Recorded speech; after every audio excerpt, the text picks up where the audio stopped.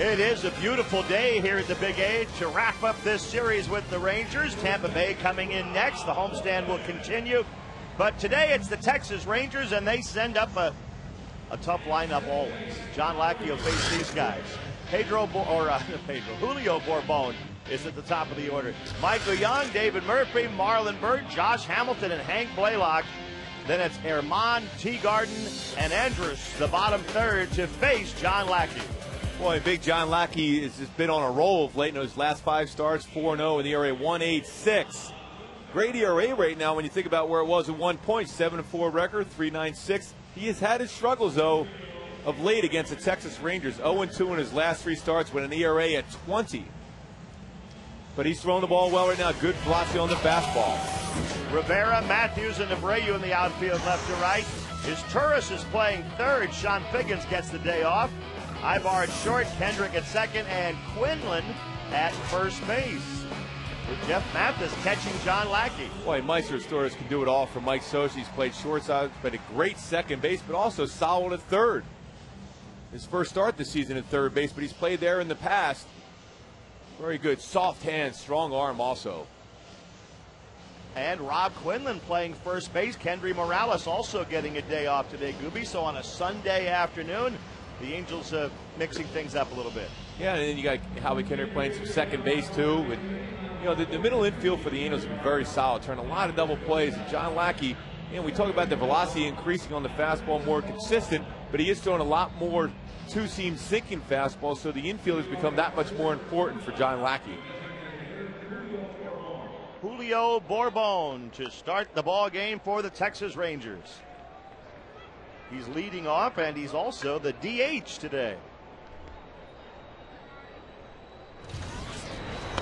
He bunts in the air, first base side, it drops and goes foul. Bourbon trying to get on base with a bunt single to start the ball game.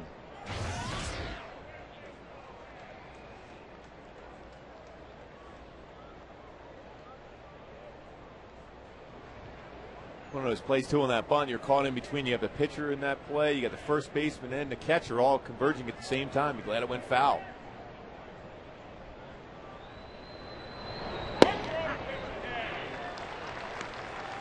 Bourbon last year was playing in the California League when the season started. He was with Bakersfield. So he's come a long way in a short period of time. But he'll have to go back and sit down right now. What a great sequence of pitches for John Lackey. He gets that bunt attempt and threw a fastball on the inside corner and a slow curveball with way ahead of the count, expanded the zone, gets an easy punch out. What a perfect pitch in the outside part of the plate to boot.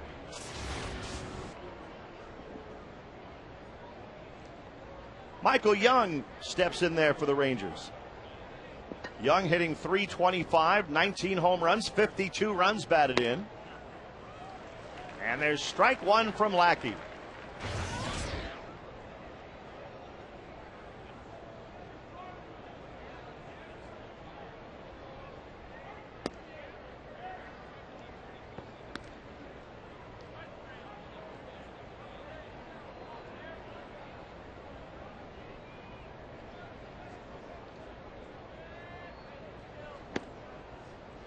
This homestand continues tomorrow night. We mentioned Tampa Bay will be here. They're playing in Seattle today.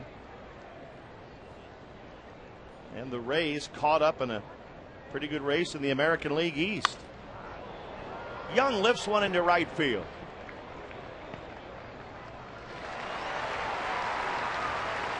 Right here, there's a little trigger point for John Lackey on the mound. You see there's a line where he's going to land as far as pushing off the pitching rubber. He wants to land at that exact spot. Why you do that as a pitcher, because I used to do the same exact thing. That way your stride is not too long. If you shorten up your stride enough, that way you get on front, out in front of your curveball, and the same thing with your fastball. So it's the little things you do, even as a veteran pitcher like John Lackey, to make sure he stays in tune as far as the mechanics. David Murphy takes strike one.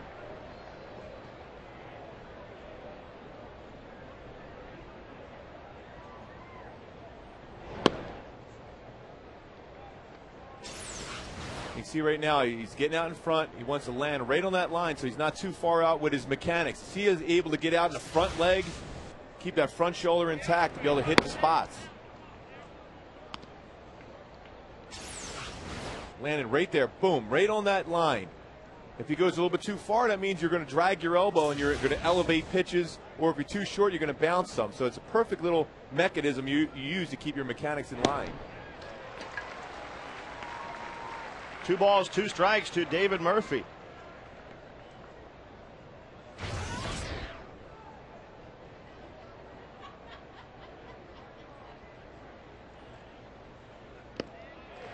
Two strikeouts in the inning for Lackey, and a 1-2-3 top of the first. Well, you can see the mechanics right now for John Lackey hitting his spot. Some cheese on the corner.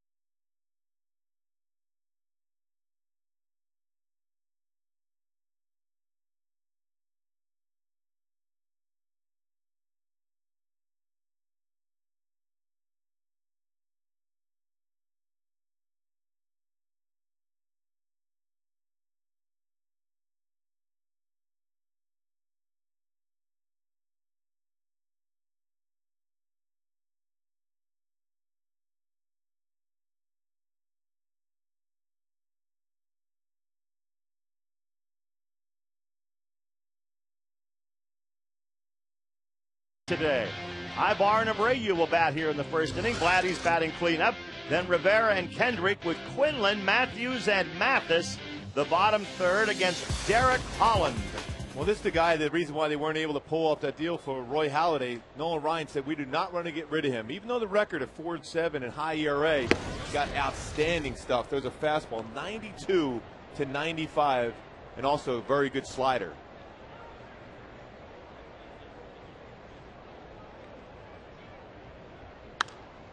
His Turris pops one up, foul territory, first base side. Blaylock, sunglasses with the sunshine right in him. He was able to stay with it.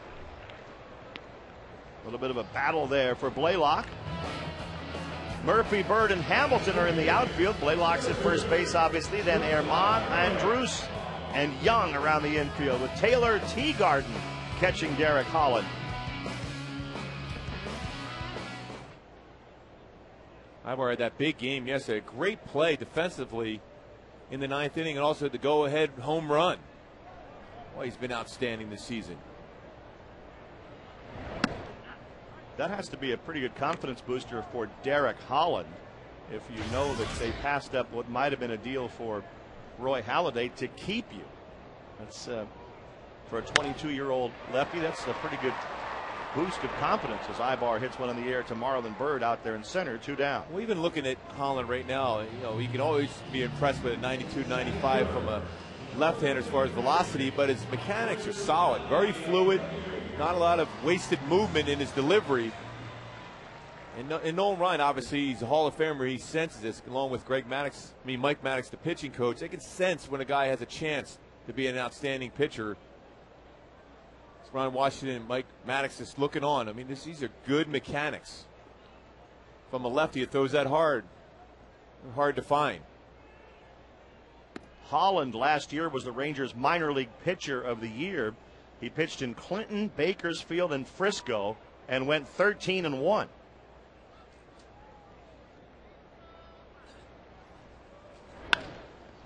Bobby Abreu grounds one to shortstop. And the Angels go quickly in the first inning, a 1-2-3 inning for Derek Holland.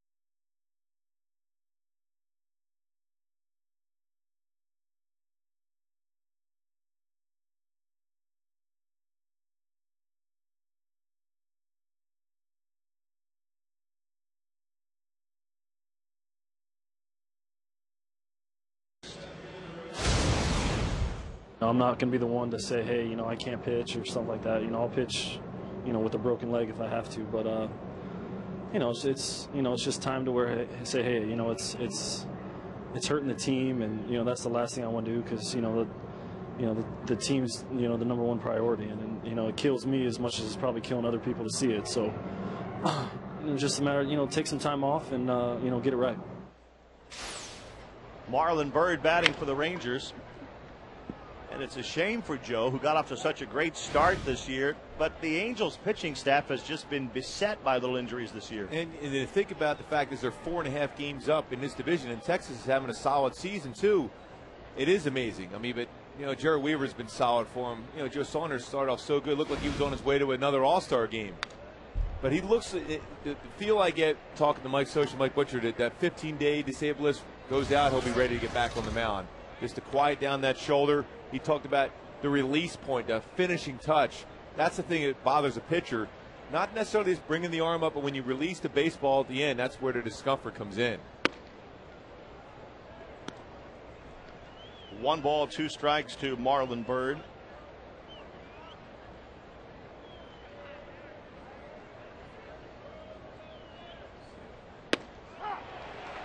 John Lackey has struck out 3 of the first 4 batters. And Rory, when I talk about a pitcher getting that last release point, it's when you get to this point, this part, he's fine. It's that last little bit, that's where your wrist comes out and the fingertips come off on either the fastball, the slider, or changeup. It's that last little bit that determines if you have that good action and hitting your spots here, inside, outside, up and down in the strike zone. That's the most important thing, and he hasn't been able to get that feel for quite some time. So quiet down the shoulder and get that good release point, and he should be fine. Josh Hamilton up there. They talk about it being a game of inches. That little mechanism you just displayed there, that can cost you 1 inch, which instead of a ground ball, you get a home run, right? Exactly. An elevated pitch, you recoil on there, so you're going to see a lot more pitches up in the strike zone. And that's why you saw the home run totals against Joe Saunders climb so much this season.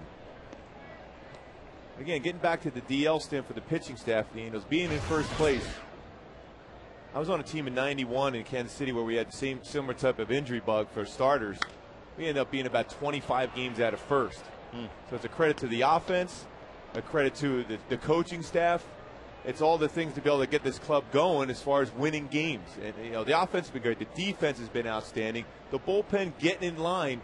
But above all, just the little things this club has been able to do to win games is why they're in first place. Full count to Josh Hamilton, 3-2. Soch may have done his best managing job ever this year. Absolutely, no doubt about it. Patience, and it's tough to have patience when you go through this. You're thinking, why are we going through all these injuries, and of course going through the Nick Edenhart situation, all this in one season? Yet they're in first. Just a couple games behind the Yankees for the best overall record in Major League Baseball. And the Yankees right now are on a 6-game winning streak.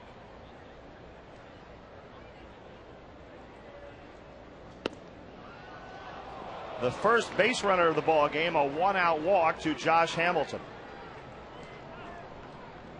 That was a pretty close pitch, and I think John Lackey thought the same thing. Trying to hit the outside corner. Well, that's executing the pitch pretty well. Thought he had him, didn't he? Yep. Maybe about an inch off the plate, but a pitch that was, Mathis didn't even move his glove. You're going to get that call. As you like to say, he wanted it. And he should get it. Anybody on the mound should get that strike. Hank Blaylock up there for the Rangers.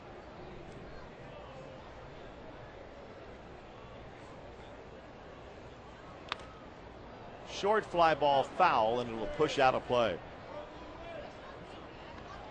Good Sunday afternoon crowd here, and a good catch in there. What a play.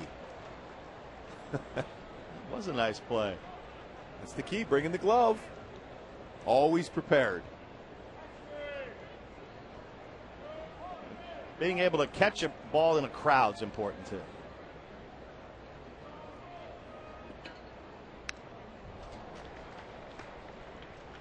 I'm watching John Lackey throw of late, and I think that's why he's been so successful in his last 5 starts, utilizing that changeup. It makes your fastball that much quicker. At 8, 9 mile an hour, and Mike Butcher's definitely talked to him about that, how you can, it's the old give and take. Give that good fastball, but take away some on that changeup to keep him off balance. Still 0-2 to Hank Blaylock. We mentioned the Yankees have won 6 in a row, but how about the Washington Nationals?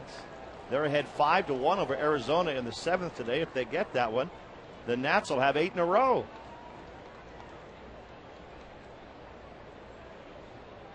Worst record in baseball, but they're hot right now. What?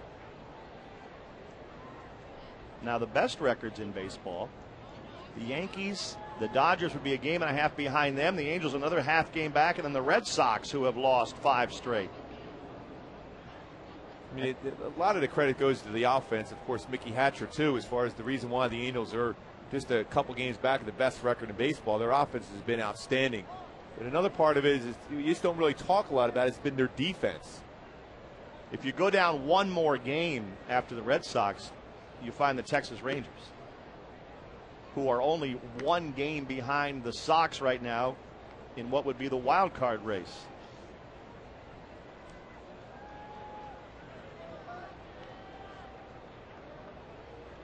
Ron Washington's also done a tremendous job this year. His name will be prominent as far as talk of manager of the year, too, along with Mike Scioscia. Did he go around? He's out. Hank Blaylock strikes out, and Lackey has 4 already through the first 6 batters.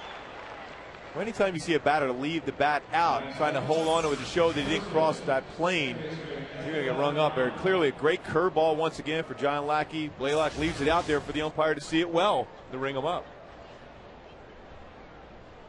2 outs and Esteban Herman at the plate.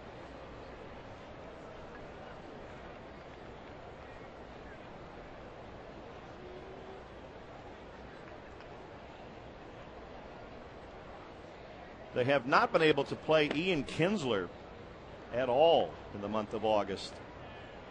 He's on the disabled list right now and still leading the team in runs batted in. So obviously they miss Kinsler.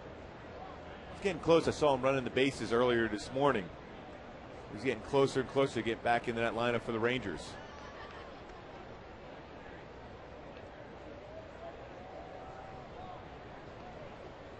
You know, Nelson Cruz also a big part of their offense. They have Vizquel to play second, and they also have Esteban Herman, who is up there right now.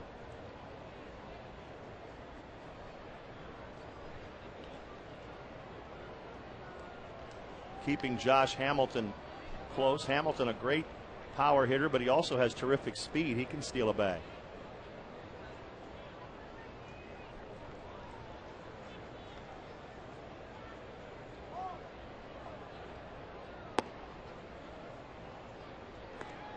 Two and 0 to Herman.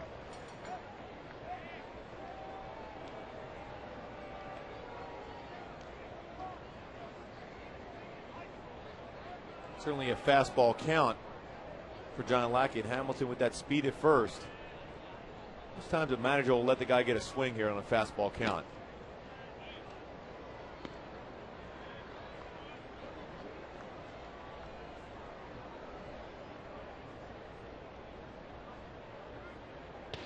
Josh Hamilton with 7 stolen bases. And Herman takes inside the second walk of the inning given up by John Lackey. So he's gone strikeout, walk, strikeout, walk. And now Taylor Teagarden coming up. Good idea for John Lackey just to walk around behind the mound, just to gather himself once again. A lot of times you talk about pace and tempo for a pitcher, but in those spots in which you've thrown 4 pitches out of the zone in a row, it's a good time just to take a breather.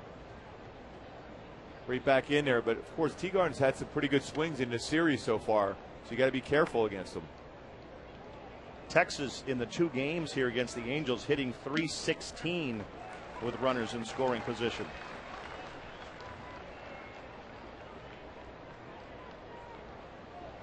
Teagarden with just over 100 at bats, hitting .202. 3 home runs, but he hit 1 in this series.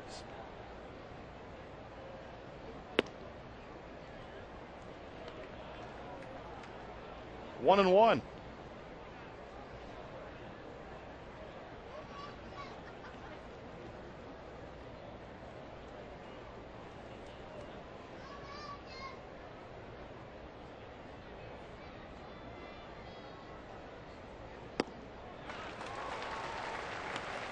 You know, another guy the Rangers will get back pretty soon, Brandon McCarthy, will come back to their pitching staff. He's on a rehab assignment right now. That's a stretch run, trying to get stronger. And John Lackey pitching out of the stretch here, trying to hit that same exact spot in which that line as far as the stride. You don't want to change anything up from the full windup as compared to the stretch. Trying to get the mechanics right. And he strikes out Teagarden. So Lackey goes strikeout, walk, strikeout, and the inning is over.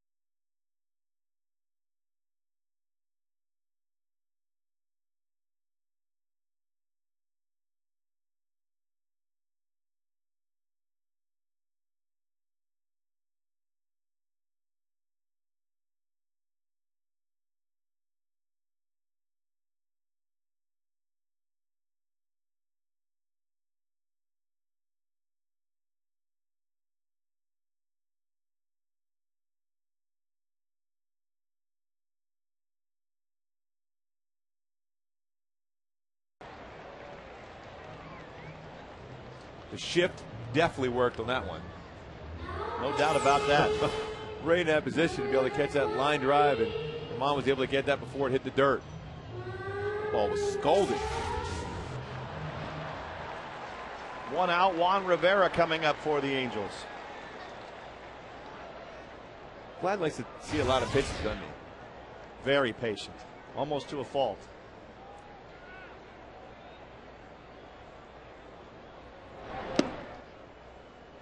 Rivera takes one down low.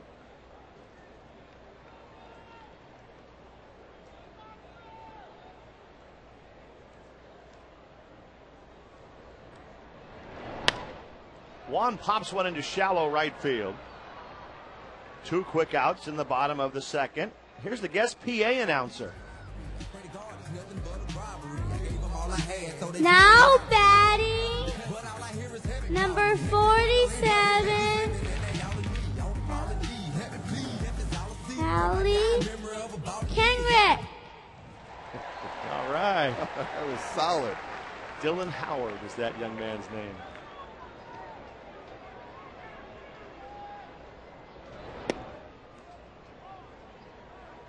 You can see why the Rangers are sold on Derek Holland. Just before that trade deadline on the 30th of July, he went 8+ innings against Seattle. Just had great stuff. Went 8 2/3, only gave up 2 hits, and he also struck out 10 in that game. So you can see why they like him. So far, he's been very solid.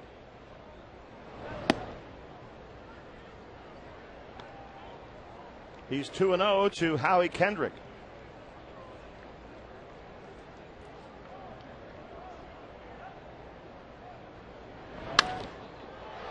Howie hits a fly ball to right field. Again, Josh Hamilton puts it away. And the Angels still looking for their first base runner after 2 innings.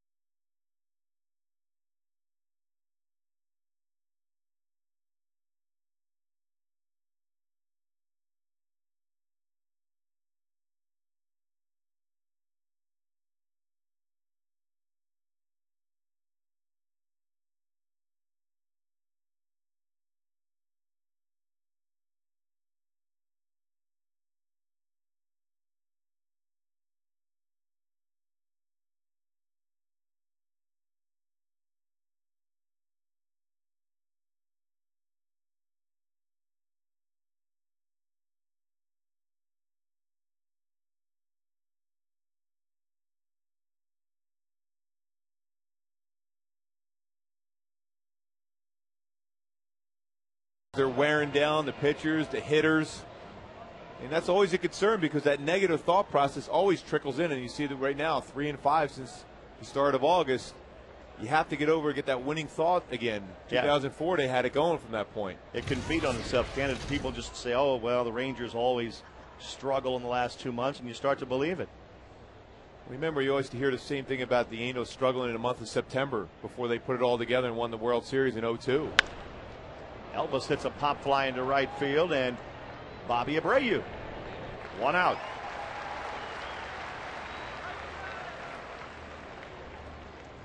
The teams will meet 7 more times this season, including right near the end. They have that 4-game series at home, but they got to get down to Texas. I mean, it's a tough place to play. So you love to have that whole pitching staff healthy at that particular point. Get Joe Saunders back in there. And as we talked earlier, the Rangers might be right in the middle of not only trying to catch the Angels, but also maybe win the wild card. They're only 1 game behind the Red Sox right now. I think they're going to make a run at them because the Red Sox are struggling offensively. Back-to-back games in which they scored no runs. They had, what, 4 hits in 15 innings, that 15-inning game. They came right back, were almost no-hit it by Sabathia yesterday. So Texas, with Ron Washington at the helm, they look solid. They might be able to do it. You think there might be some distractions going on in Boston also? Yeah, and I know David Ortiz talked about it yesterday, but I think there's some things going on. They're not even pitching as well. They released John Smoltz. That fell apart, that whole experiment. Their bullpen outside of Papelbon's been up and down this season. 2-2 to Bourbon. And he goes down on strikes. John Lackey has 5 strikeouts already. 2 in the first, 2 in the second, and there's his first one in the third. Well, it's a good curveball once again against Bourbon. He swung at that the first time up. So why not try that again? Boy, those last 5 starts, you can see the innings pitched, the strikeouts, the earned runs going down. He's just been solid. Again, the velocity on the fastball. That last game against the White Sox, I talked to him after that game. He said he didn't have his best stuff, but he had great movement on his fastball that day, and his curveball was solid also. I think he relishes the fact that he's back at that spot, the #1 guy. No doubt about it. Michael Young up there, fly ball, Center field, Gary Matthews to his left. And the Rangers go quietly in the top of the third. Rob Quinlan will be batting in the bottom half of the inning.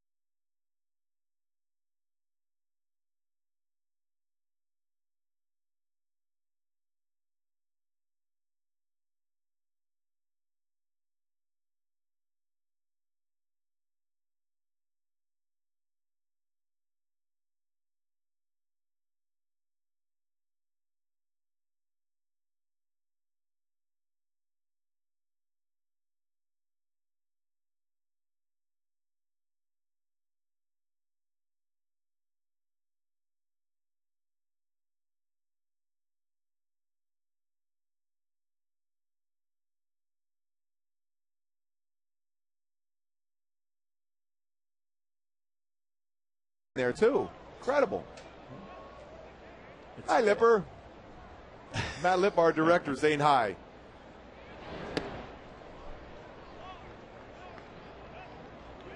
One ball and one strike to Rob Quinlan, leading off the bottom of the third inning against Derek Holland. Is that like being in the Wizard of Oz right there? That's our brain trust, isn't it? Well, in this well, at least case, my case, yeah. not yours, Rory. Thank you. Thanks for pointing that out.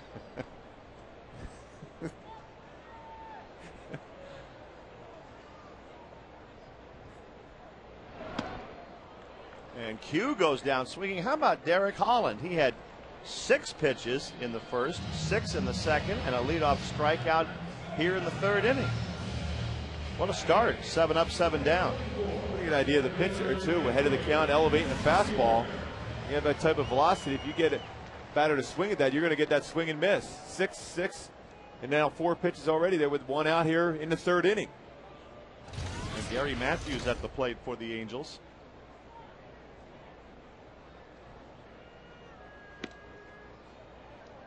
I mean, we gave a lot of credit to Nolan Ryan, what he's done to the staff, but Mike Maddox, their pitching coach, he's one of the best in the game.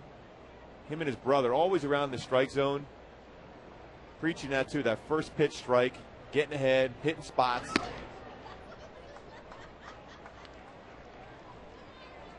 Got a real good idea of how to pitch.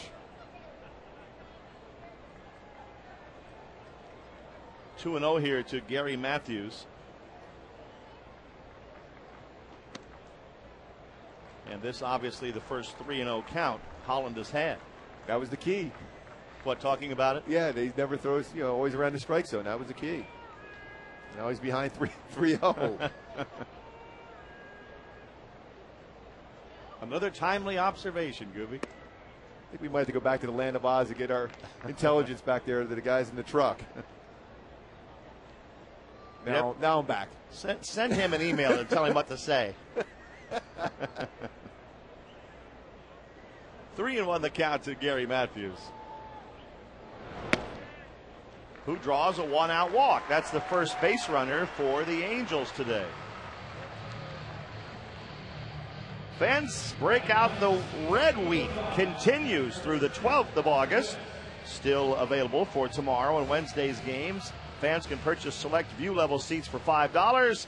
In the right field pavilion, you can get them as low as $10 when using the password RED. That is correct. At the Angel Stadium ticket window. Or angelsbaseball.com. Jeff Mathis. Fly ball, right field for Josh Hamilton. 2 outs. Josh Hamilton's been busy so far in this game. 3 fly ball outs to him to right field. And back to the top of the Angel order, Meiser is Turris.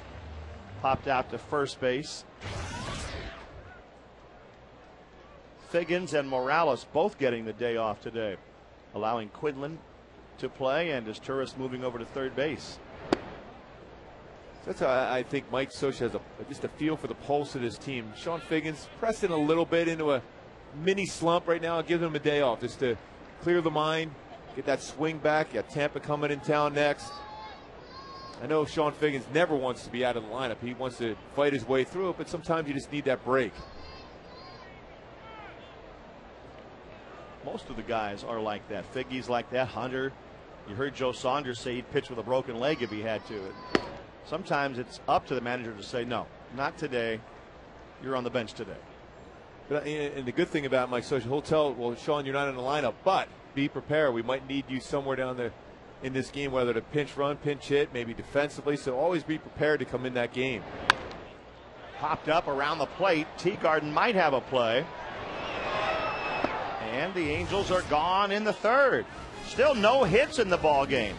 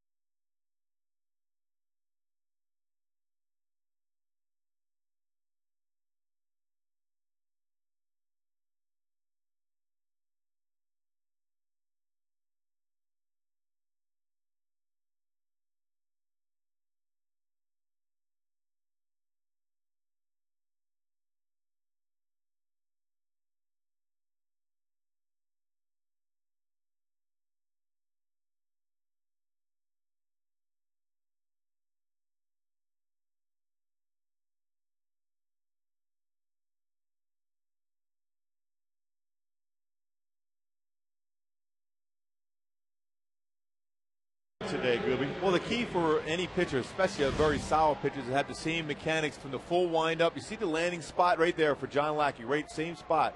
We'll clear it now from the stretch position, hitting the exact spot, so the mechanics are exactly the same. That way there's no differential between the full windup and the stretch. That's why you hit your spots, work down in the zone, and get above your front leg as far as getting that curveball to snap like he's been able to do so far.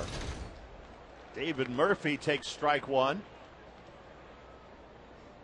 Lackey and Holland both brilliant through 3 innings today. And Murphy pops one foul. That's going to come back out of play.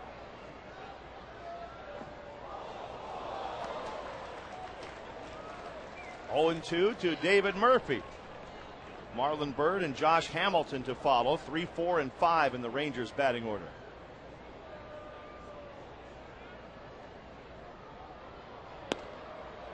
Just off the plate with a fastball.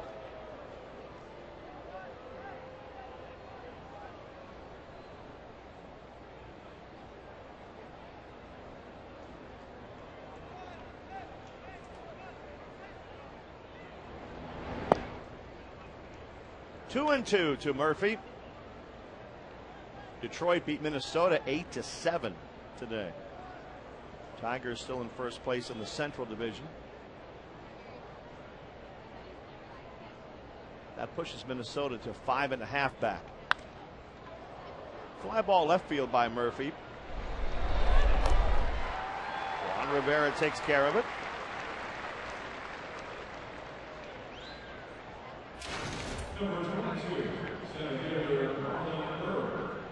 Getting close to the Mike Napoli bobblehead day.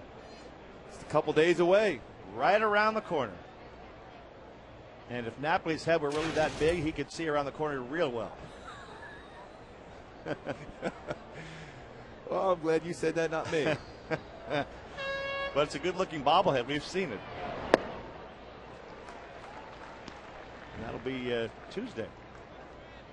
There's the body and then the gigantic head. Won't be quite that big. That's not a life-size rendering there.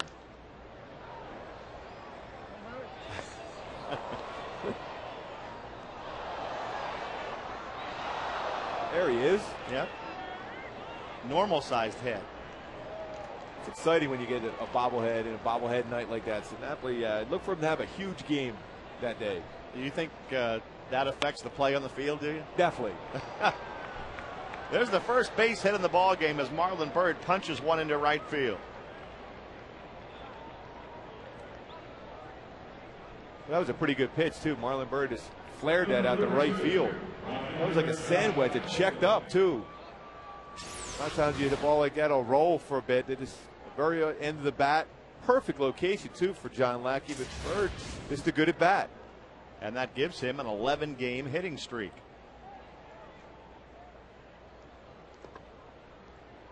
Josh Hamilton steps in for the Rangers.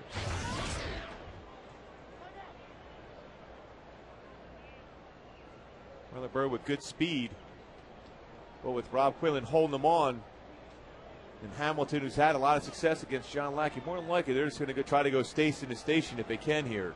Keep that hole open between first and second.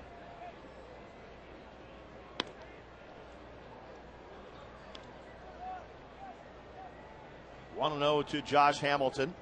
Josh 7 for 16 against John Lackey with 3 home runs. John's trying to stay away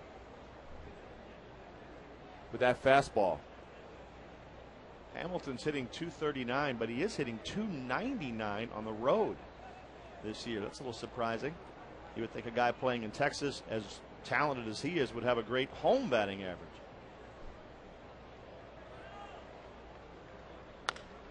On the ground to Kendrick. He had a little bit of trouble getting it out of his glove, so they just get the one at second base.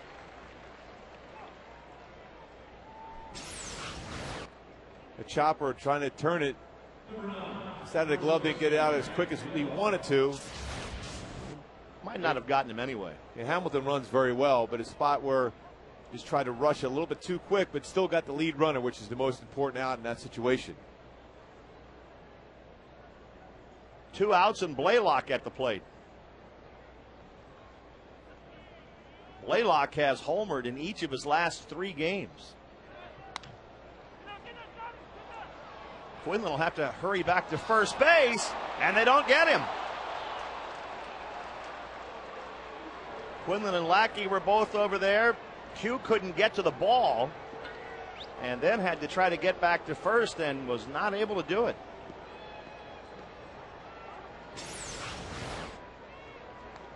Ground ball, you see Rob going after that baseball at that spot. How he's able to make the play, but at that point, there's confusion who was going to cover the base. As a pitcher, as John Lackey was getting over in position, and when Rob came back, both of them had stopped and looked at each other who was going to cover the base.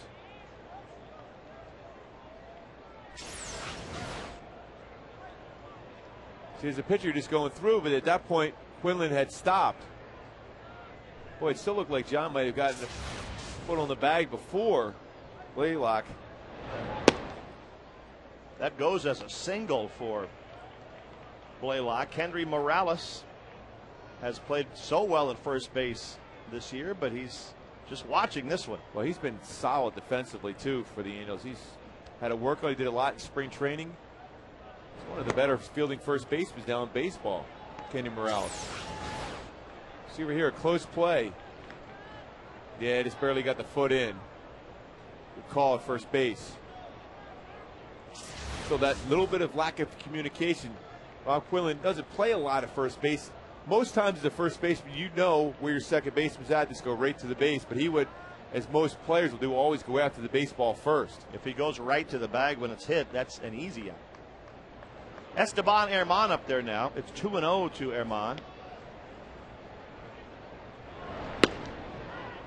And now 3-0. Well, the key for John Lackey is just forget that play. You can't let that affect what you're doing to the next batter. Now it's falling behind 3-0.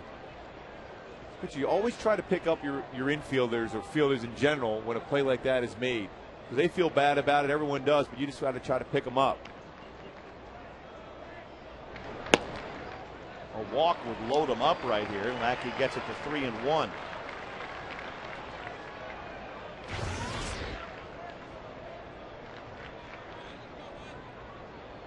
Pretty good numbers down there in Oklahoma City AAA for the Rangers, 322 batting average. And a drive into right field. Abreu giving some ground. Bobby gets back near the track and drops the ball. Josh Hamilton scores. Here comes Blaylock to the plate. And the Angels, with a couple of misplays, give the Rangers a 2-0 lead. He got to it all right. He just didn't catch it, Gooby. Well, the way everyone was looking, it was going to be an out at the end of the inning. John Lackey escapes it. But the last second, Bobby got himself in position and closed his glove before the baseball was in the glove. And then John Lackey trying to keep himself under control. Mike Butch is going out there to calm him down here to make sure, hey, you got plenty of time to get back in the scheme. Just stop that offensive Rangers at this point. Let the offense take over. There's been 3 plays really in this inning alone in which some extra outs were thrown out. Not only the extra outs, but also the reality is you're throwing extra pitches too on a warm day. And Rob Quinlan having that play come back to haunt on the ground ball to Howie Kendrick. And Bobby Abreu. It'll happen every once in a while. And it never seems to be at a good time. Taylor Teagarden up there now. Boy, the key is if you're a pitcher right now, you just got to take a deep breath, forget what happened in the past, and move forward. Because if you let it affect, you can have a huge inning go against you. Lackey was breezing along. Now he's 2-0 to Teagarden. So after the play at first, he went 3-0 to Herman. Wound up getting him to hit that fly ball. Now after the drop ball in right field, he's 2-0 to Teagarden.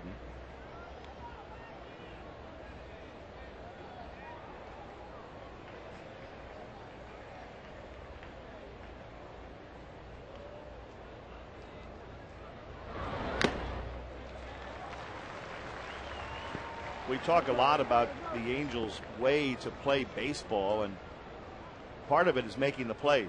You're almost shocked when an error like that happens. Talked about the keys for the reason why they're in first place is because of their offense and their defense has been outstanding. The thing is, too, you look at John Lackey. We talked about his last 3 starts against Texas, an ERA over 20. So you're on a roll like that. Then all of a sudden, some things happen during the game. It's tough to think of anything but the negative trickling back in. So it's going to be important for John to be able to get through this inning. Now the offense has been so good at responding after an inning like this. So just get through it and then see what happens offensively.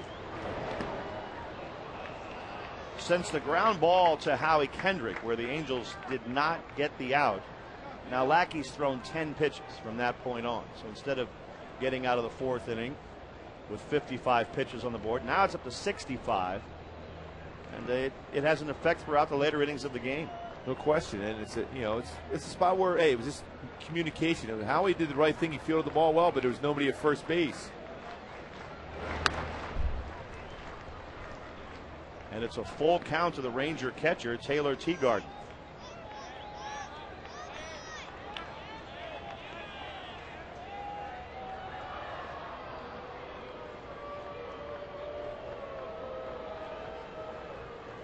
Three balls, 2 strikes. And Lackey strikes him out. So John racking up the punch outs, but he's now behind 2-0.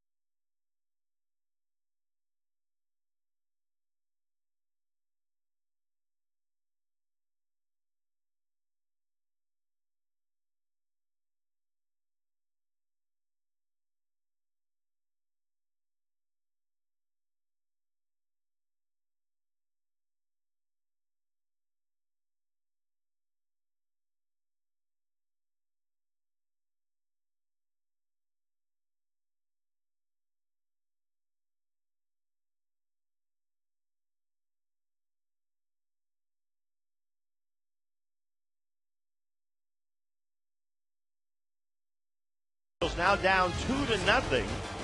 The Rangers getting a couple of gifts there in the top of the fourth. And here's Mike Socia going over to Rob Quinlan to talk about that. It's all about teaching.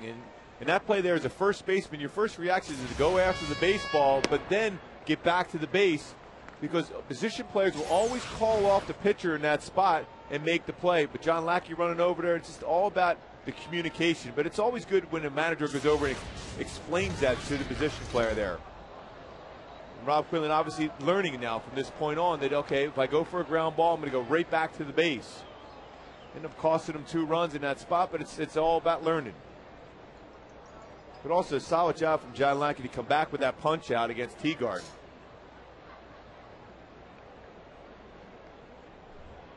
It's 0-2 here to Eric Ibar. Would it be too much to say that Q should have just let that ball go, knowing that where Kendrick was playing? Probably, but I think like pitchers, ground ball at the middle, you reach up with your bare hand. It's a normal reaction. I would prefer, if I'm on the mound, I want my position players to go for everything.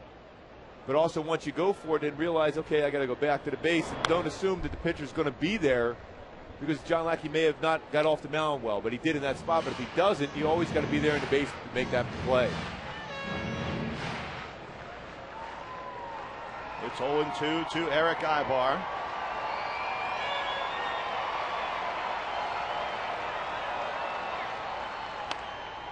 Who pops one up on the right side. Blaylock in front of his second baseman, Ehrman. 1 out in the fourth. Bobby Abreu coming up.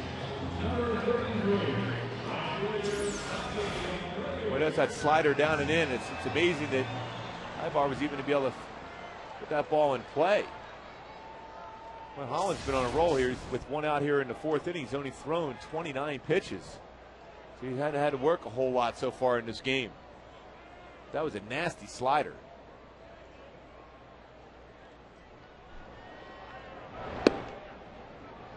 Strike 1 to Abreu.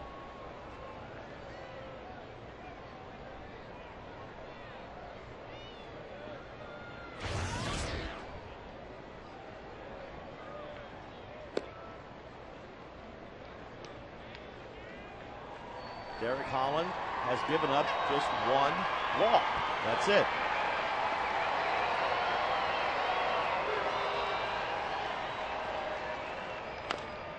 A bouncer to Blaylock. He'll step on the bag. 2 down. And Vlad Guerrero coming to the plate. Vladdy blasted one yesterday, and we checked our Infinity facts. Take a look at Vlad Guerrero's name. 2 away from that magical 400 career home runs, tied with Dale Murphy, the 2-time MVP in the National League, the Hall of Famer Al Kaline, and the big cat, Andres Galarraga, is the head of him.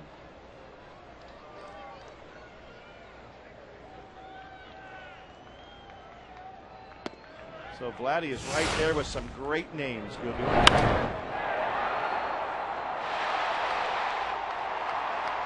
Ball was well hit yesterday.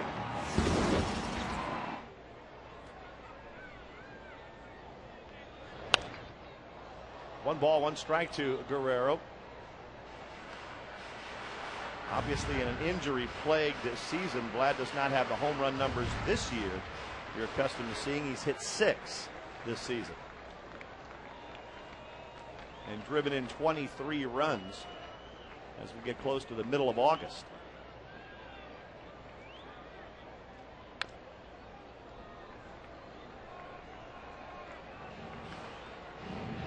The Rangers, one of the few teams to employ a shift against a right-handed hitter. A lot of room on that right side, all the way to the wall, too. But Vlad, all the power. And Holland gets the strikeout of Guerrero. The Angels go 1-2-3 once again. Holland pitching very well, leads it 2-0 after 4.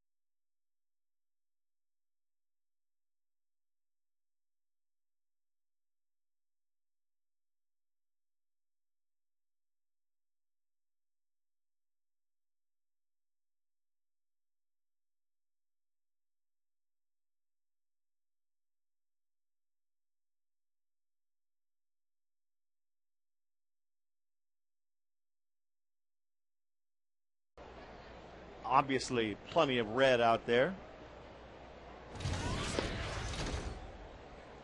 Elvis Andrus, the first batter here in the 5th inning for the Rangers. But I'll be honest with you, Gooby, it doesn't look that much different than a normal night here. I mean, I think people break out the red week on a pretty regular basis around here. Amazing amount of red fans wear here at Big A, and we see it everywhere we go on the road also. Exactly. So just see how John Lackey responds this inning. He had a tough, long inning. Who had to throw an extra 12 pitches because what unfolded. Then Holland had a quick 1-2-3 so John Lackey right back out. John has 7 strikeouts already in 4 innings, and he's allowed just the 2 unearned runs.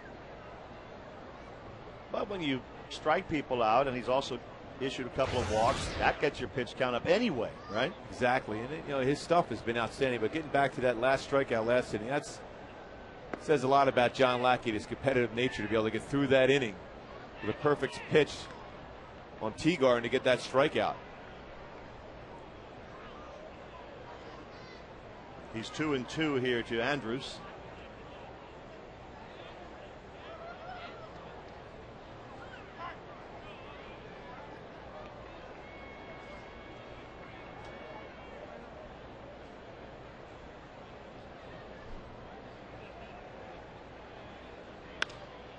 And a fly ball to shallow center. Matthews coming in and over, but Gary will not be able to get there in front of Abreu. He picks it up on the bounce, but that's a bloop single for Andrews. Fans, don't miss your chance to meet the Rancho Cucamonga Quakes. Come out to the Big A tomorrow night and meet the Quakes before the Angel game against the Rays. Quakes players will be here, and they'll be available for autographs from 6 to 6:30 underneath the big hats by the home plate gate. And you can get tickets for just $5 in select view level seating areas and the right field pavilion, as low as $10 when using the password RED. It's always a lot of fun when the Rancho Cucamonga Quakes come out to the game for batting practice, walk around. Some future stars. Fun for them too, and we've had them in the booth at times, and you know, it's almost refreshing to see a young professional ball player, you know, rather than dreading seeing us come with the microphone, they're more like, really? You want to interview me? Exactly. But John Lackey's got to keep an eye on Andrews. He's got 20 stolen bases. Borbone tried to bunt him over there, so there's going to be some action here as far as the Rangers trying to manufacture a run before the middle part of the lineup comes up.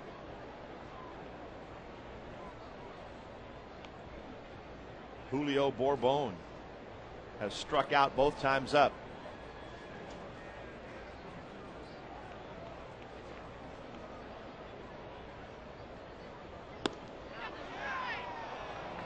Now that you're on this side of the business, Gooby, going back to your days as a player, how would you rate yourself as an interview?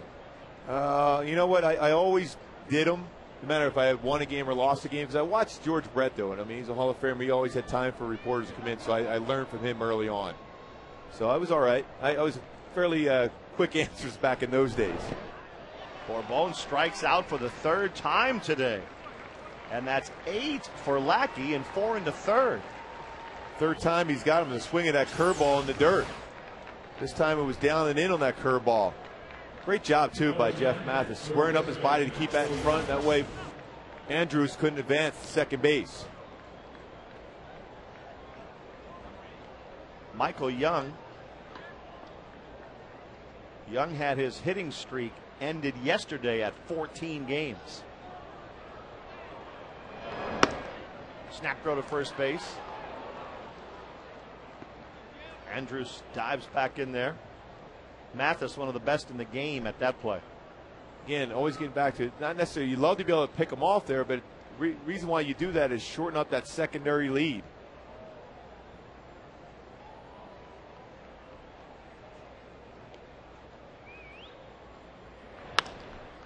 Popped into shallow right field, and that's a base hit for Michael Young.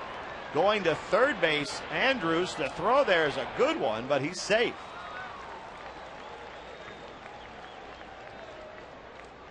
First and third for the Rangers. Point in seeing the Rangers have got 2 flare base hits. Well, on the heels of a two-run inning last time. Andrews did a nice job of picking that up. Realized there's no way Bobby Ray was going to be able to make that play. Goes first to third. Similar to what the Angels are so well. Bobby made a good throw, though. Strong throw. Good job as far as charging that baseball also. But Andrews so quick. Now David Murphy up there.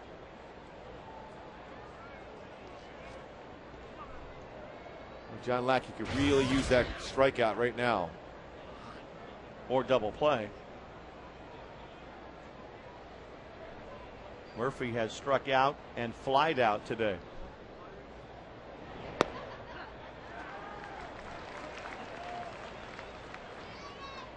Well, Lackey certainly has the strikeout pitch working today, with 8 of them already.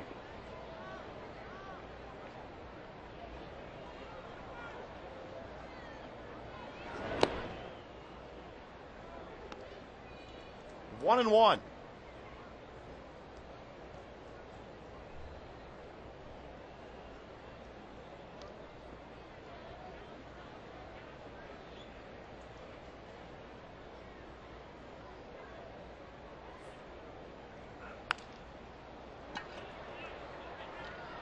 So Lackey ahead on the count to Murphy, 1-2. Good time to try to throw that curveball.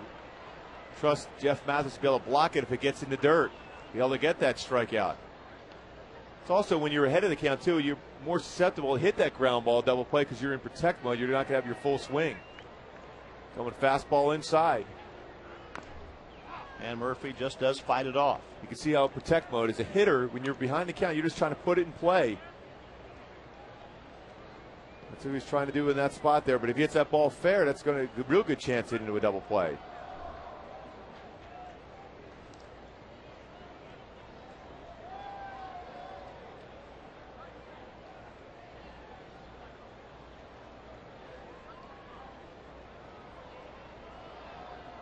It's going to be a pickoff throw here. The old first to third. So that's the sign for that play, huh? Yeah. That's the that move was perfected by Steve Busby, former Royal, now does the radio for the Rangers at times. It actually worked back in those days. Doesn't work anymore. No. It's going to fastball on the outside part of the plate. And missed with it. 2-2.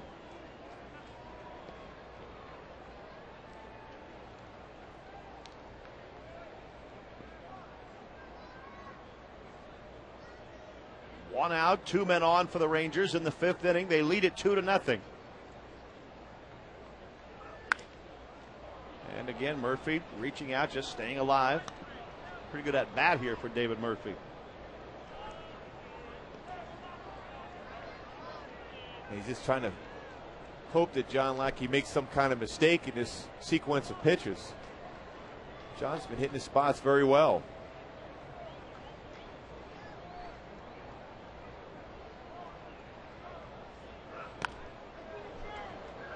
This catcher's interference.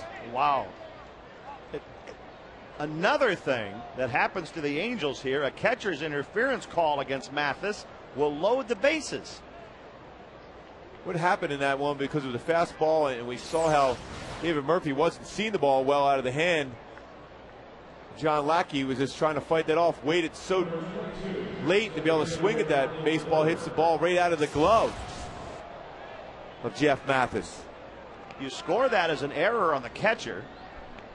So the Angels now, if you consider that a mistake, they make another one. Murphy gets away and the bases are loaded.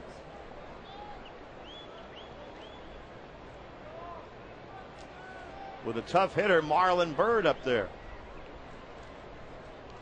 Now, if you're Lackey, Gooby, you can't get into that what else can go wrong frame of mind, right? And it's difficult not to go that direction. Marlon Byrd, a .325 career batter against the Angels. So a tough spot, but certainly a guy that if you get a ground ball will definitely hit into a double play for you. Not this time. He lines it into left field to drive in at least one. Here's the throw from Rivera to the plate. And out at home. Michael Young is gunned down by Juan Rivera. They took a shot against Juan, but he's always had one of the better arms in baseball. Charges one well. Got himself in good throwing position. And in the air, able to get Young at the plate. That's a huge out for the team in this position right now. Mathis always good as far as blocking the plate.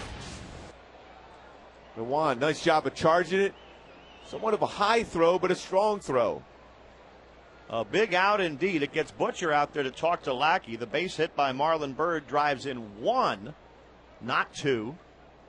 Well, the reason why he's out there right now, wants to know if John wants to go after Josh Hamilton or feel more comfortable going after Hank Blaylock.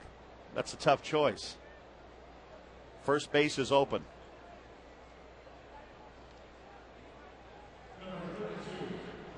And John Lackey, those last 3 starts against the Rangers, 7 1/3 innings, 17 earned runs. But today, only 1 earned run so far in 4 2/3 with the 8 strikeouts.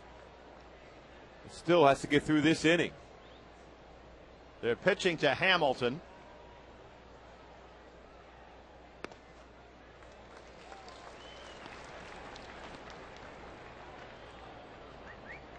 Second and third, 2 outs.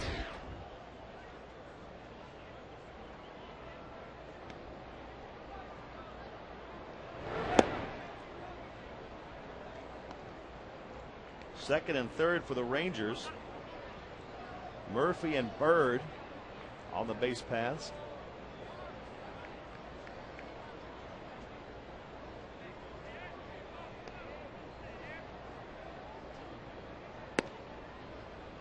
And 2-1 now to Hamilton as John Lackey prepares to make his 90th pitch of the ball game.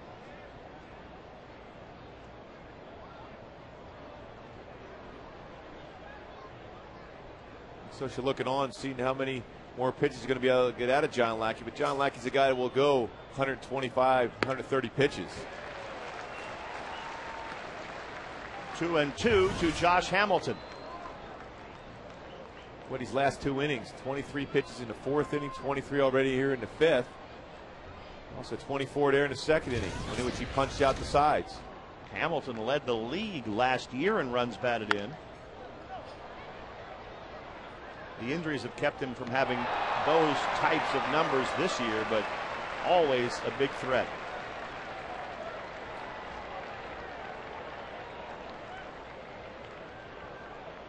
Eight home runs this season for Hamilton. And a 2-2 count. 2 out, 2 on.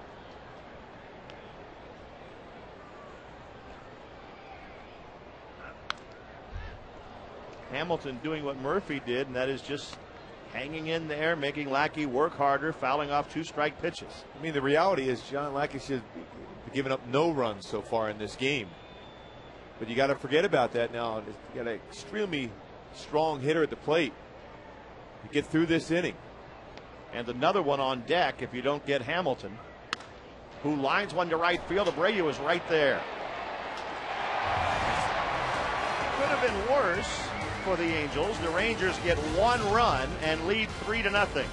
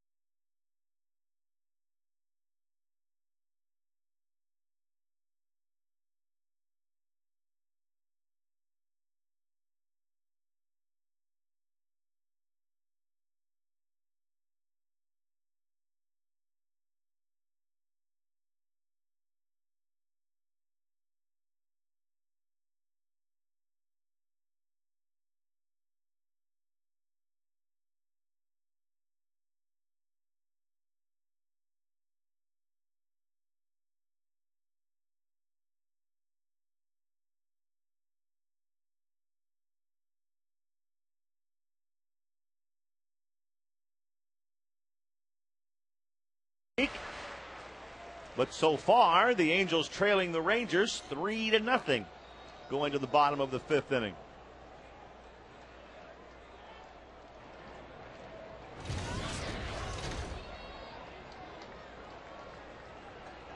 Juan Rivera leading off.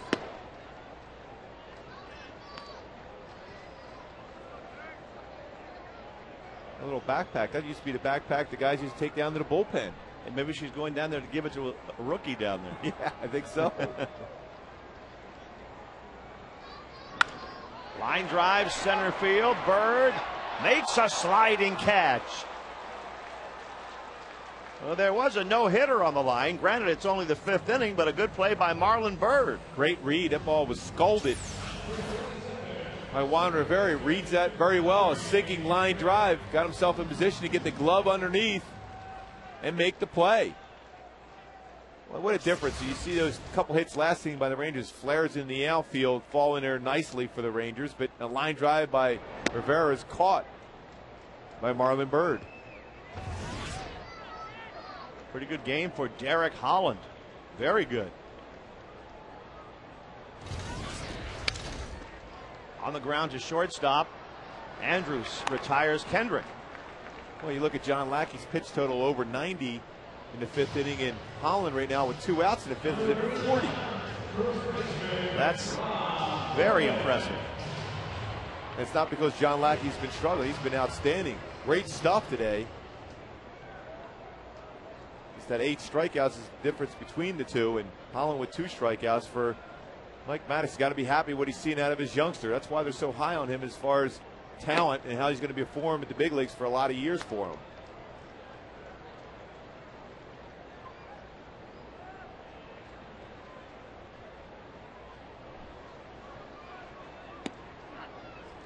Oh, 0-2 to Rob Quinlan.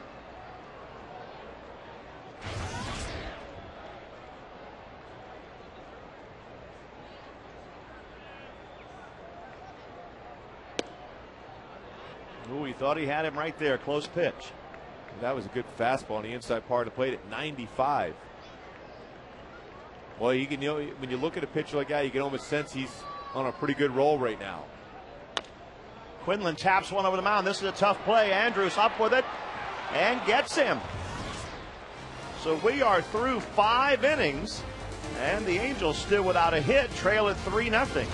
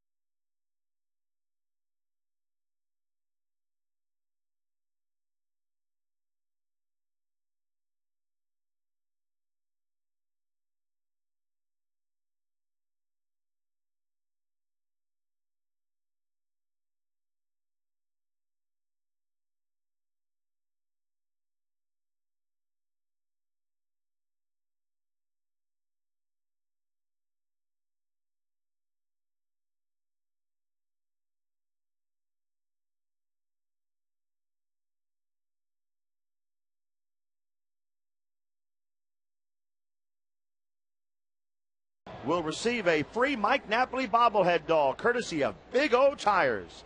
Some of those bobbleheads will have an authentic Napoli autograph right on the item. So purchase your tickets at angelsbaseball.com or the ticket window. Come out and get your bobblehead. Tuesday night, see the Angels and Rays. Boy, if ever John Lackey can have a quick inning, a clean quick inning, be able to go deeper in this ballgame, this would be the inning. Well, he sure needs it, doesn't he? Hank Blaylock leading off the 6th. Napoli has thrown through 5, or Lackey through 5 innings has thrown twice as many pitches as Holland. Lackey started the 6th with 93 pitches. Holland through 5 innings has thrown 45. The Angels have made a couple of errors behind John.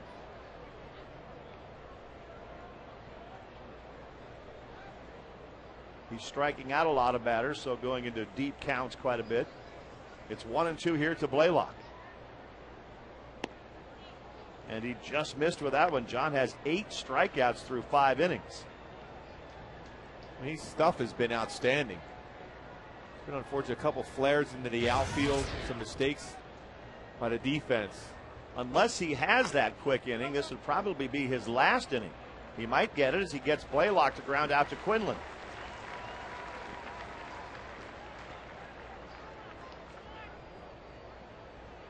Meanwhile, Derek Holland on the other side for the Texas Rangers. What a game he is having, Gooby. Boy, he's in cruise control, too. And anytime you get less than 10 pitches per inning, you know you're throwing the ball well. He's averaging 9 pitches an inning so far. Only 2 strikeouts, 1 walk, but this ground balls, and lazy ground balls, lazy fly balls. Esteban Herman takes strike 1 from Lackey. Lackey got locked up against another young left-hander up in Oakland when he had a no-hitter going, a perfect game going through in the 7th inning, base hit, and then before long, John Lackey even got the win in that game. Bobby Bray with that home run in the top of the 10th.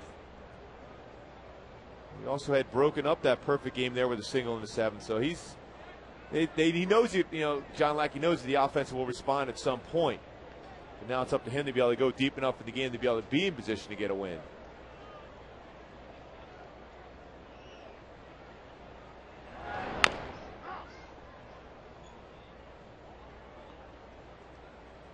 Derek Holland, not a lot of strikeouts today, but he's just setting him down. 4 ground ball outs, but 9 fly ball outs. You saw that great play by Marlon Byrd in center field. Josh Hamilton has been very busy in right. Really the play by Byrd, by far the closest the Angels have come to a hit. And here's a hit for Herman into center field for the Rangers.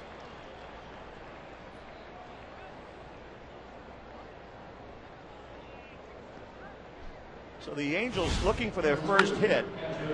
Byrd makes this catch in center, got a nice jump on that ball, and then the chopper, and sometimes this will be big trouble, and it's Andrews with a good play.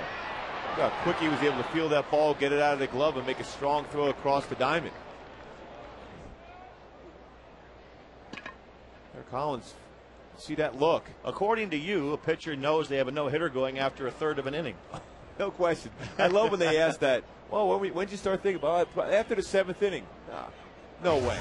Like I said, if I got the first guy out of the game, I would say, hey, I got a no-hitter going. Perfect game. Yeah. Trust me. Everybody else that says the opposite is not telling the truth. Mathis snaps it down to first. Well, he had a shot at him, too. Herman was leaning off. Still, he's going to keep him closer now, the secondary lead. See him getting out a secondary lead, and just a little low throw to Quinlan there, but bottom line is you're trying to keep him close, and that's what he was able to accomplish. 1 ball, 1 strike. There goes the runner, and the throw will go into center field. Heading to third base now is Herman, and the Angels have made another error. That's 3 on the board. Stolen base, and an error allows him to go to third. Real good jump. 2 or 3 steps. Pitcher was low, and it sailed on Jeff Mathis. So you got to be able to try to make that play, keep it in front if you're an infielder in that spot. Mathis just got underneath that throw. Now the infield in for the Angels, which makes every hitter that much better. John Lackey with 8 strikeouts looking for number 9. 2-1 to Teagarden. 2-2. Now the Angels already down by 3 to a pitcher who is definitely on a roll. And Darren Oliver, with Lackey having thrown 106 pitches now, getting ready.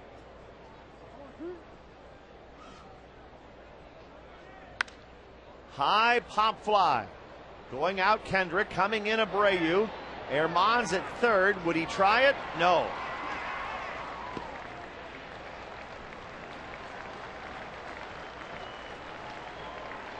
See, that's the difference sometimes between clubs. Remember the other day when Sean Figgins scored on a pop-up just outside the infield dirt in Chicago. Went less than that one did distance-wise. The key is, I mean, if you're a base runner, you got to be on the base just in case. We saw that Jermaine Dye took his eye. As soon as he caught it, he looked down, and that's when Sean Figgins went. So he's in position. He thinks, well, he's not going to be able to go. I'm just going to get a secondary lead just in case he doesn't make the play. But that's why you stay at third base in case Bobby, if he catches that ball, looks down or is not paying attention, then you might be able to get that run across. Elvis Andrus at the plate.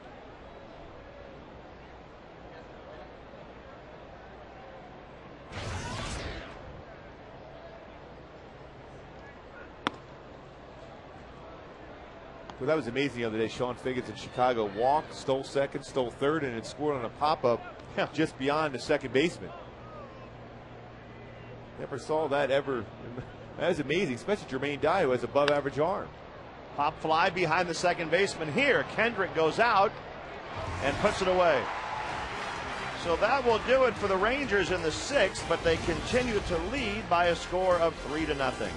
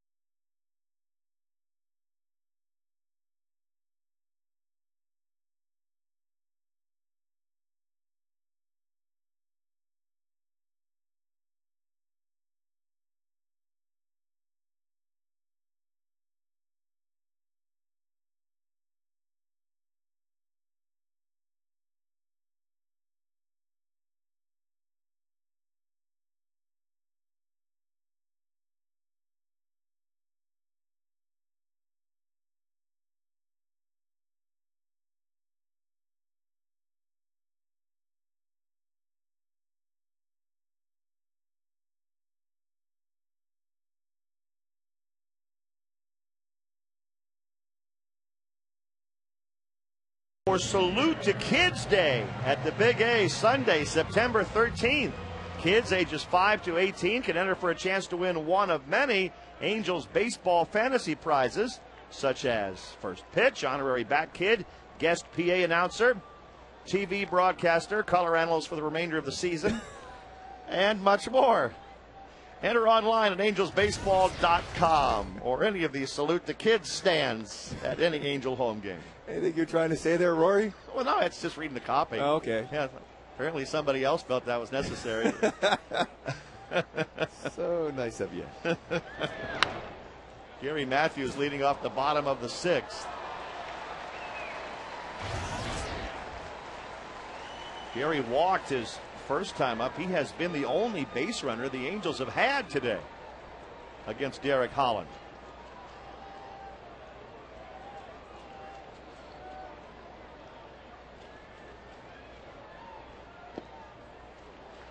Well, he went 8 2/3 that game against Seattle when he allowed 2 hits, including 10 strikeouts. So he has dominant stuff. Again, if you just get him out of his comfort zone, get some base runners, put some pressure on him, see how he's able to handle that. Back into the seats again. Strike 2 to Gary Matthews. Jeff Mathis waits on deck for the Angels. Numbers 8, 9, and 1 in today's batting order. Matthews playing every day. When he began playing, when Hunter went on the DL, his batting average was right around 220. He has it up to 252 now. That might not sound tremendous, but it's about 30 points higher than it was when he started playing. Fly ball left field. And Murphy waiting for it to come down. 1 out in the sixth. Hey, what he's doing a nice job, Holland, as far as pitching inside to the right-handed batters of the Angels so far. And that's always a difficult thing to do if you're a left-hander, because if you miss out over the plate, that's the ball that's hit out of the ballpark. So he's pitching inside effectively, and he also threw that slider down and in too. So 2 planes coming in on that inside part of the plate, as far as the slider down and in, and then the fastball at the belt. Jeff Mathis takes strike one.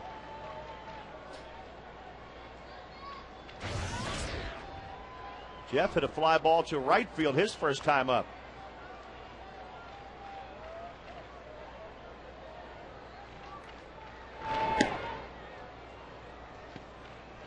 Oh and 2.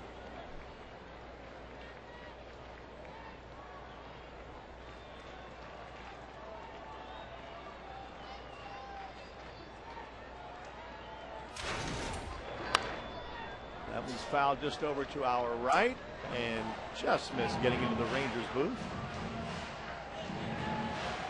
And instead, it's a souvenir.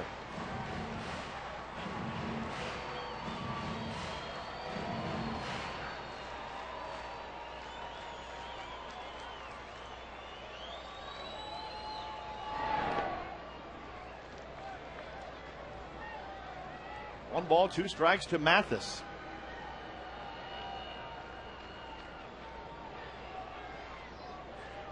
Derek Holland, he's from Newark, Ohio, just 22 years old. And he strikes out Mathis swinging. That's that nasty slider down and in. He's even mixed in a changeup as we go along in this game. Head of the count, mechanics down and in. He doesn't waste a lot of time in between pitches either. He's got the focus going, so as a hitter right now, you kind of try to get him out of this rhythm. Step out a couple times just to get him off balance if you can. Is Turris the batter, and there's a shot up the middle for the Angels' first hit of the day. With 2 outs in the 6th, his Turris base hit breaks up the no-hitter. And Derek Holland, who originally was a 25th round draft choice, will have to wait for another day. He's been going in with that fastball on the inside part against right-handers, but above the belt. This time it wasn't above. And a lot of times a pitcher, after he gives up the no-hitter, loses focus momentarily. Here's another one pop foul back near us by Eric Ibar. And for whatever reason, that happens a lot to pitchers. If they have a no-hitter, they're thinking about it, they're cruising along, and all of a sudden the base hit, you let your guard down and you can make a mistake. So this is an opportunity now for the Angels to take advantage of that, even though there is 2 outs.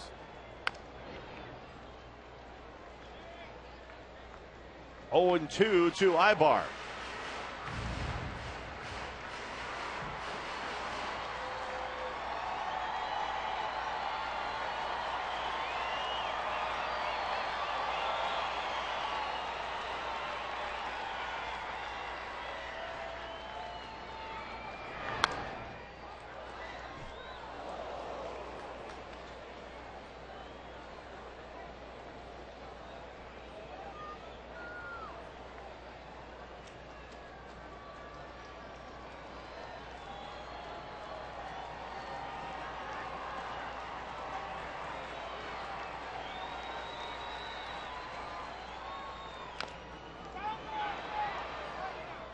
Foul ball.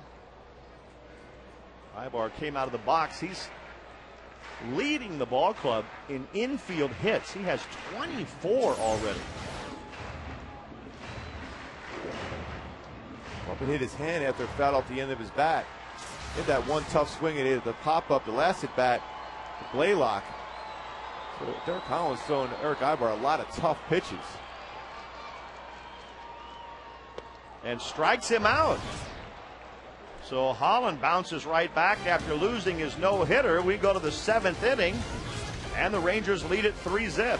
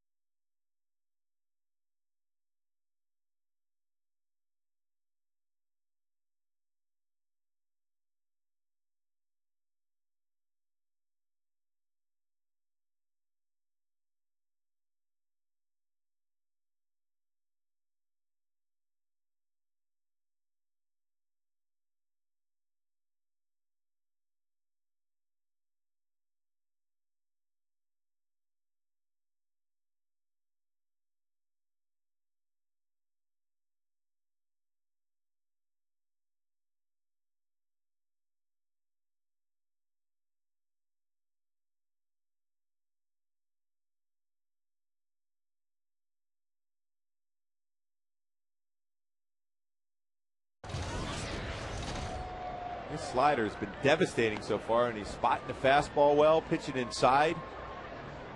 Not an easy thing to do if you're a young pitcher, to have the confidence to throw fastballs inside, particularly lefty against a right-handed batter. Meiser is Turris with a solid single up the middle, broke up the no-hitter. Top of the 7th now, top of the order for the Rangers, and John Lackey now with 112 pitches. He's still out there.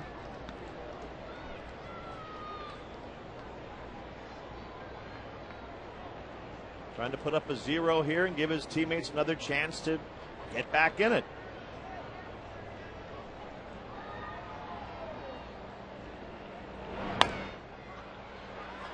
Popped up near the third base dugout, but foul.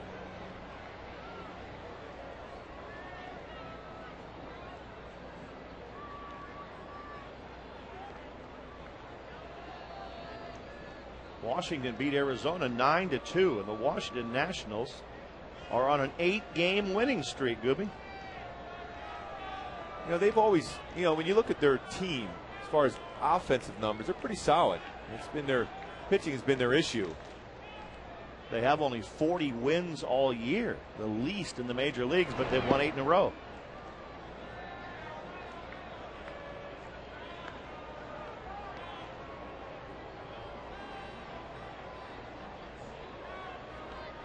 Kind of like you're trying to get Bourbon to swing at that curveball for the 4th time in the dirt to get 4 strikeouts against them. But John's now gone to a full count on Bourbon.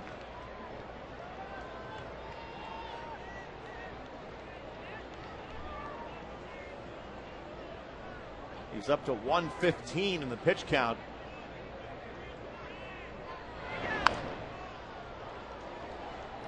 The Rangers have done a pretty good job of fouling off 2-strike pitches to push that pitch count up. They've been trying to, we saw David Murphy just keep trying to stay alive, just fouling off before the catcher's interference. So, I mean, they're a club that will battle you at the plate. And coming up will be the 9th pitch to Bourbon. Rudy Jaramillo has always been regarded as one of the better hitting coaches in baseball. Well, you can see the detail he goes through each at bat, talks to his hitters, works before the game.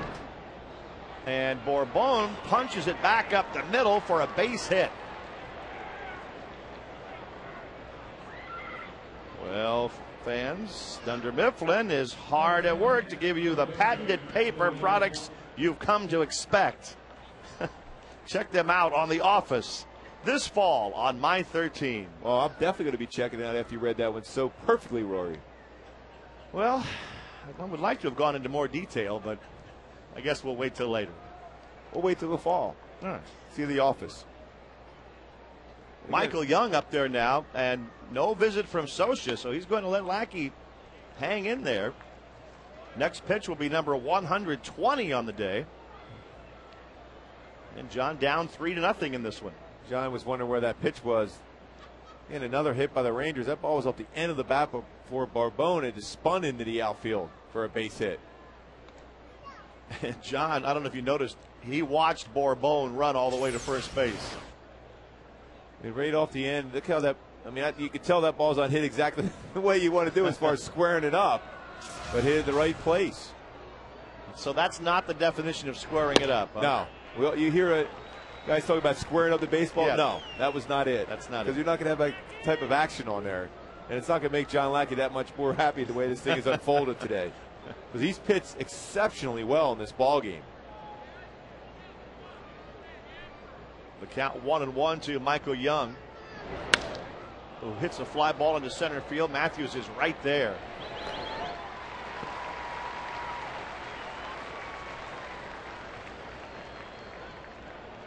And David Murphy coming up. You mentioned how proud Lackey is of the fact that he is pitching now like the #1 guy on the staff. He is proving over the last month that he's the leader of this staff. So Mike Socha is giving him that right now, isn't he? Saying, hey, you know what? If you can get through this inning, I'm going to give you this kind of leeway, even though you're up over 120 pitches. Plus, there was no doubt Mike Butcher and Mike Scioscia talked to John Lackey in between innings, asked how he felt. And John said, hey, obviously I feel great. I get through another inning. You earn that respect when you've pitched in big games and performed in big games.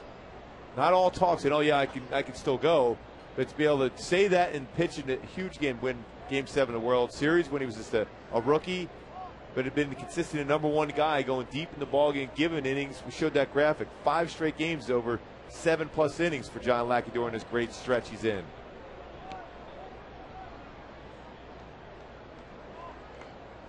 He's reached his season high in pitches for a game. This will be 123 coming up. With the runner going, the Angels pitch out and still don't get him. Bourbon steals second base on a pitch out.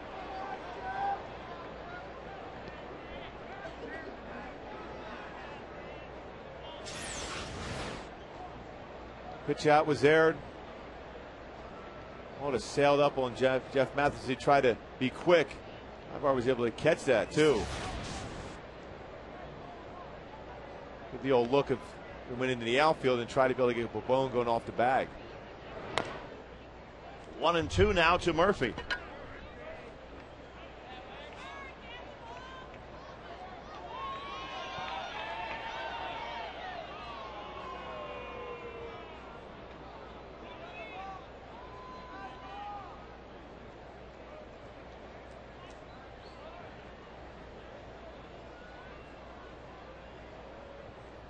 One ball, 2 strikes, 1 out, 1 on.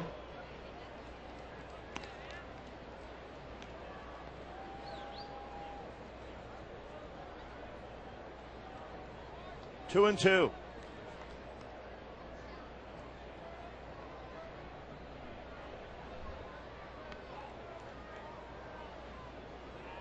Pickoff try at second. The pitch out didn't work. They thought maybe the pickoff could get him. It's a good try. That's a daylight play for the shortstop that shows the glove. That's what I mean by daylight. Shows the glove, and then the pitcher picks that up, spins, and throws. Into center field. Matthews has to go back on that ball. Gary turned the wrong way. Now he turns the other way, and it's over his head. Bourbon to third. He'll hold up there. He had to wait to see if Matthews would catch it. Murphy arrives at second, and that won't go into the books as an error, but it's a play that maybe could have been made.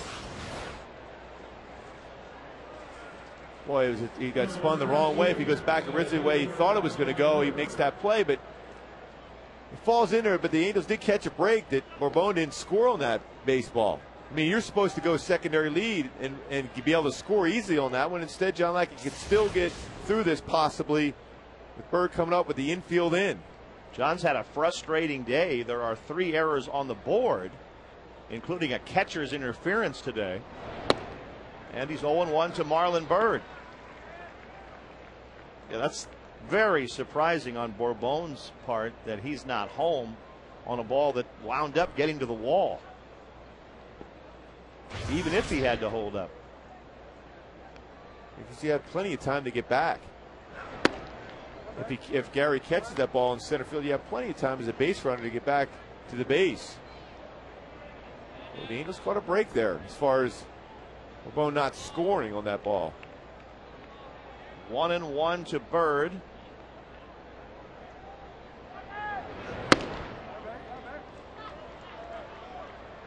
John Lackey's about to make his 130th pitch. And when are you at the point, Gooby, where you have to say, you know, he's our ace, but it's time? Well, more than likely this will be his last batter, right-handed batter with Hamilton on deck. Darren Oliver ready to come in the game.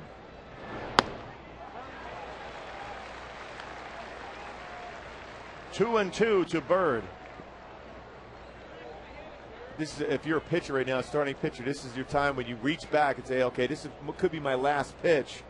Maybe 2 pitches to be able to get through this inning. I have to throw my very best pitch with the most focus I've had in the game because a lot of things have gone wrong as far as the results today for John Lackey. And Bird hits a fly ball left field. Rivera flips the glasses down. As he gets to the fence, he makes the catch, but this will score a run. 4-0 Texas. Marlon Byrd delivers the sacrifice fly. And they are coming out to get John Lackey. And you know John will probably lobby to stay in the ball game. Here comes Sosha. And they have the left-handed hitting Josh Hamilton coming up here. And now John says, okay, here's the baseball. I gave it everything I had today. So out he goes. It's 4-0 Rangers. John Lackey definitely battled in this game. He had tremendous stuff. The results are going to look like he pitched well, but he certainly threw the ball very well.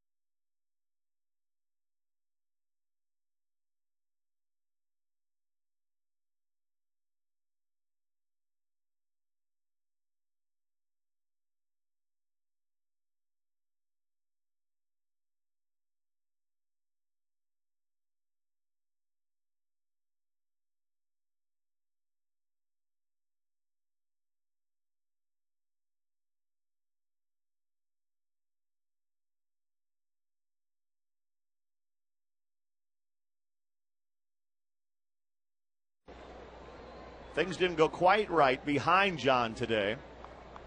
Darren Oliver comes in now, 4-0 on the season. He inherits a runner on third, 2 outs, and Josh Hamilton at the plate. With some great numbers, that 4-0 record, 2.76. Great job as far as coming out of the bullpen from Mike Sosha. Tough guy here to be able to face him. Josh Hamilton, though.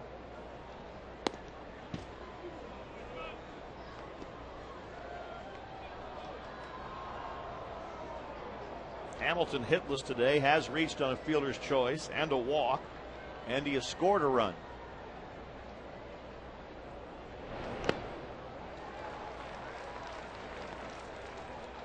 Nice job by Darren Oliver to be able to throw a curveball behind in that count 2-0. Good break to that curveball.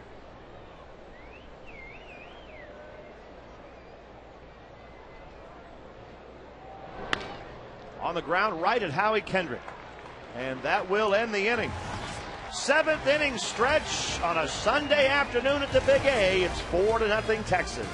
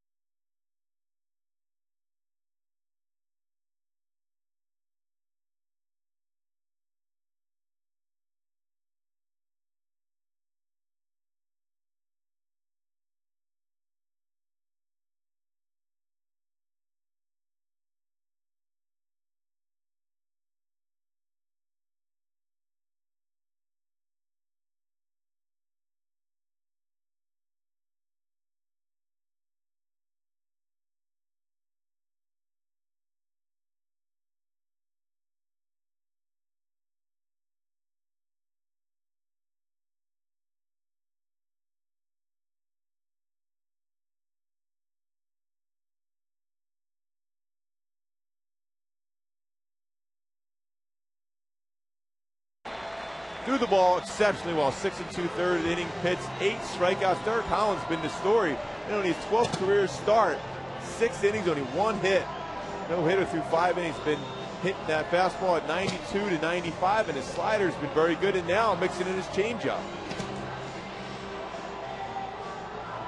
Fans, Angels baseball wants to give you a chance to sit in the Chevy Suite seats located next to third base and a chance to win the all-new Chevy Camaro. Text Camaro to 31826 or go to angelsbaseball.com/Camaro. You will be able to sit in the Chevy Suite seats and get a chance to win a sweet ride. Chevy, the official ride of Angels baseball. There they are. They are some sweet seats. Yes, they are. She certainly thinks so. Well, the bottom line is here for the Angels, again, they're playing Texas right here. Texas with a chance to pick up a game, and they got a tough series coming up, the Angels against Tampa. So the offense has been so good this whole season long, needs to respond right now. Bottom of the 7th, Bobby Abreu takes strike 1.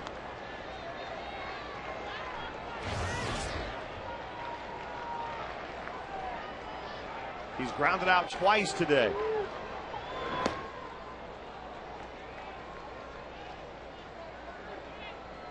Nothing has ruffled Holland today, has it?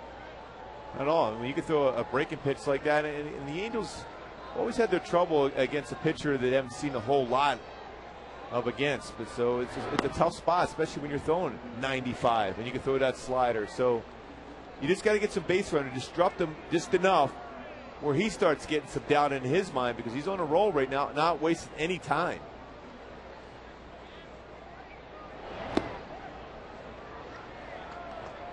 Two and two to Bobby Abreu.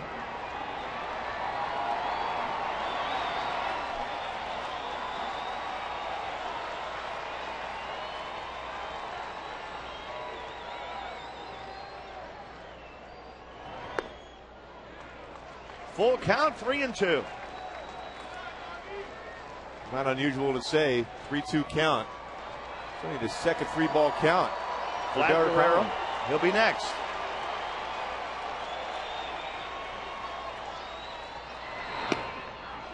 Strike 3 call. And Abreu just walks back to the dugout, not a word out of Bobby. Well, even that hole at bat, he didn't really seem like he saw the ball real well out of the hand of Derek Holland. He paints that fastball in the outside corner. After a couple tough sliders, even the pitches that he was taking, Bobby, to get to that full count, wasn't tracking him real well. Holland has not thrown more than 17 pitches in any inning today. Vladdy swings at the first one.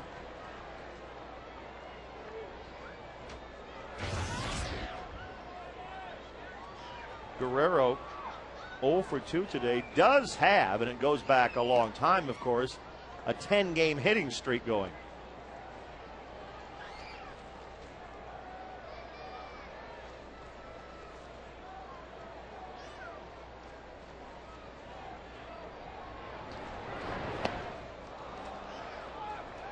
Well, a fastball up at 95, a changeup off the outside corner, and then a slider down and in. Pretty impressive for a young pitcher like this, Derek Holland.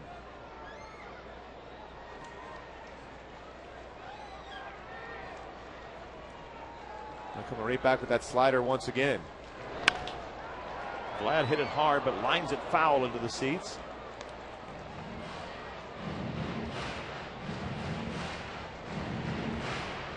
Mike Maddox looking out at his young pitcher. Has to be impressed.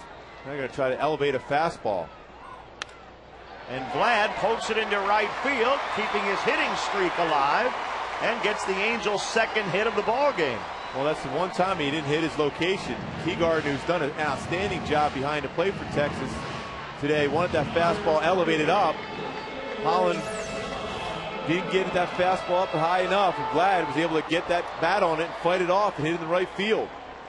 He wanted above the belt, was rated belt level, and he was able to fight that in for a knock here.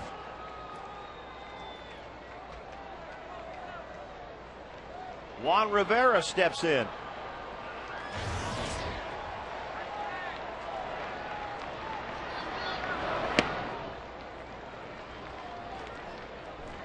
Angels down just 4-0 if they could get the offense going. Baseball flies out here in a day, so if he makes a mistake, Juan could cut that lead in half with one swing. That was the swing. He just didn't make contact. Boy, back-to-back changeup by Derek Holland. That's just a perfect pitch. Juan was looking for the fastball. As a batter, you read that, think fastball, but that was 11-mile-an-hour difference between his fastball and that changeup.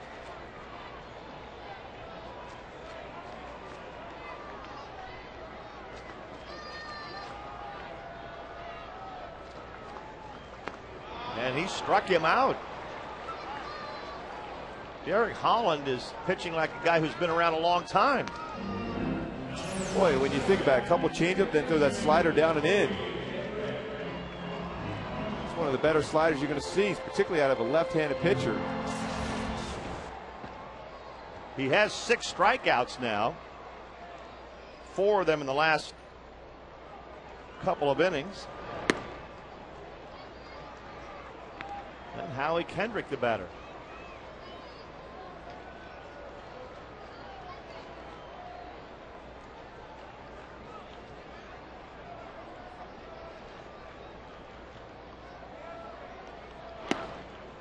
Boy, that slider he's got reminding me of a young Steve Carl. Now, granted, you never want to be compared with that kind of pressure of a guy that in the Hall of Fame, arguably one of the best left-handed pitchers ever in Steve Carl, but a similar type of delivery, keeps that front shoulder tucked in, and a sharp slider.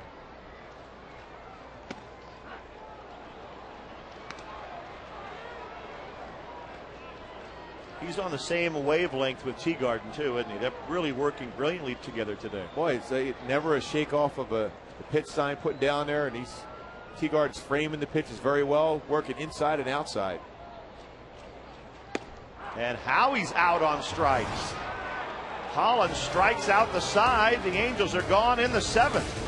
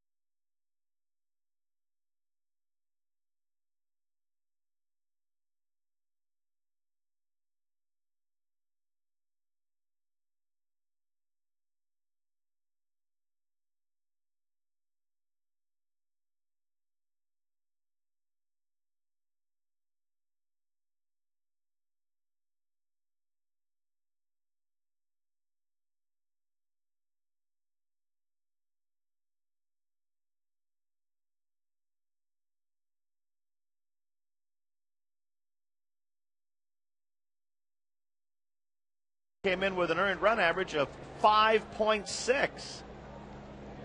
And looking today for his 5th win, it would make him 5-7 if he gets it.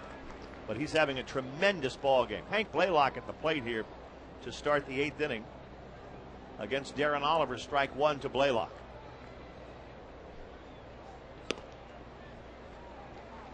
Oh and 2.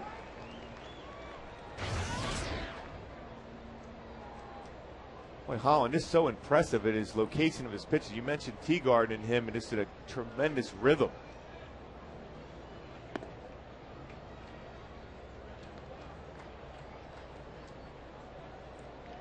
But when you consider he's only 22 years old. He'll turn 23 right after the season ends. He's pitching like a veteran today. Blaylock slaps one toward left field, and Rivera makes the catch. Fans, if you can't watch the Angels on Fox Sports West or My 13, you can always catch the game on your computer with MLB.tv. This is the ultimate baseball experience, featuring 100 out-of-market games per week live on your computer. And you can catch those you missed on demand. Check angelsbaseball.com, where baseball is always on. Esteban Herman at the plate now for the Rangers.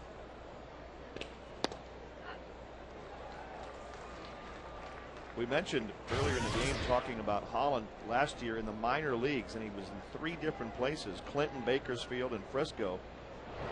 He went 13-1 as a base hit by Herman into left field. So maybe that's why they were reluctant to give him up in a trade, even if it did involve Roy Halladay. Especially when you have a left-hander with that type of stuff. You just don't want to make that deal. Although it's tough to ever not when you get a chance to get Roy Halladay. It really gives your chances to get to the postseason a lot better. He's the best pitcher in baseball. Taylor Teagarden up there now with 1 out and 1 on. Fly ball center field. Gary Matthews way back to the warning track, and that's a home run for Taylor Teagarden. The Ranger catcher hits his 4th of the year, his 2nd in this series. And Texas pulling away 6-0.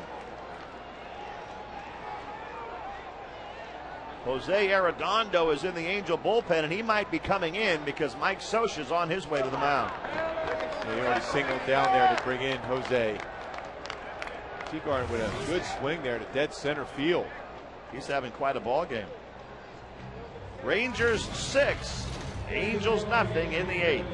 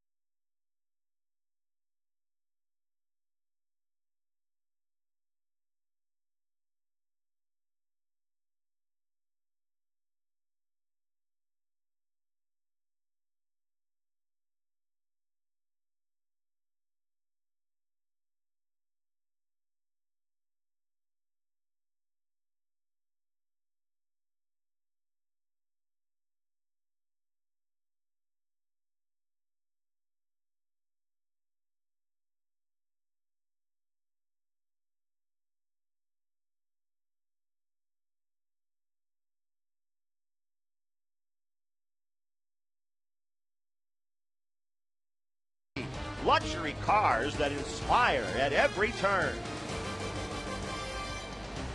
It's a beautiful Sunday here at the Big A. Jose Arredondo back with the Angels and in the game.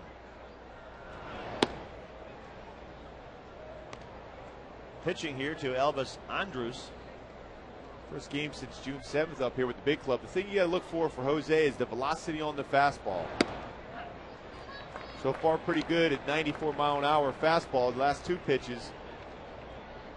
Also finishes off with that split finger fastball and a slider.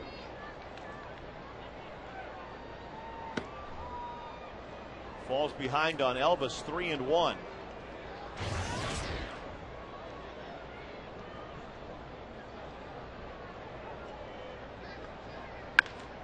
Hard hit ball into left field past the diving Meiser Turris. And Elvis has his second hit of the ball game.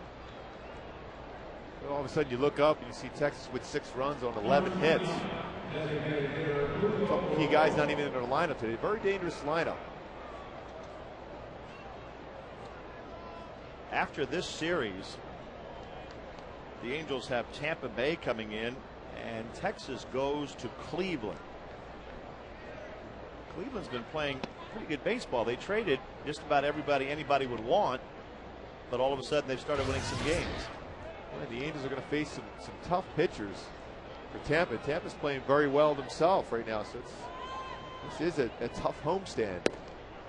Starting off here with Texas for this 3-game series, and Matt Garza's going, David Price, and Jeff Neiman, all very quality, strong pitchers, young pitchers, going against the Angels, and Sean O'Sullivan going the first game, Irvin Santana, and to be announced the 3rd game. I think he'll do a good job. Well, you know, Mike Scioscia has talked about they might go down to the AA level to bring up one of their young pitchers, or AAA, or it could be coming from one of the guys down in the bullpen, Matt Palmer, Shane Lukes. So I mean, Trevor Recklin, who threw in an outstanding game, AA, yesterday, could be a guy that they might go down. They're not afraid to go down to the AA level, because for me, it's always been that. Everyone talks about AAA. They go to AAA to bring in a player, particularly a pitcher. Yeah, they're good players at AAA, but AA is where a lot of the best prospects are. So Mike Scioscia will not be afraid to go to that level to bring up a starter. If it were Trevor Bell, how exciting that would be for him to get to the big leagues. He's from La Cañada. And pretty much every button the Angels have pushed when they've needed a fill-in starter, Matt Palmer's the great example, has been right this year. Borbon strikes out. It's a good split finger fastball by Arredondo. Got on top of that, a little bit elevated, more so than he would want, but still the action on that pitch is outstanding. It's not going to be an easy stretch, you mentioned, through August for the Angels. After Wednesday's day game here, they don't have another home game until the 24th. One hopper to his Turris, and that takes care of Michael Young. But a home run by Taylor Teagarden gives the Rangers a 6-run advantage heading to the bottom of the 8th.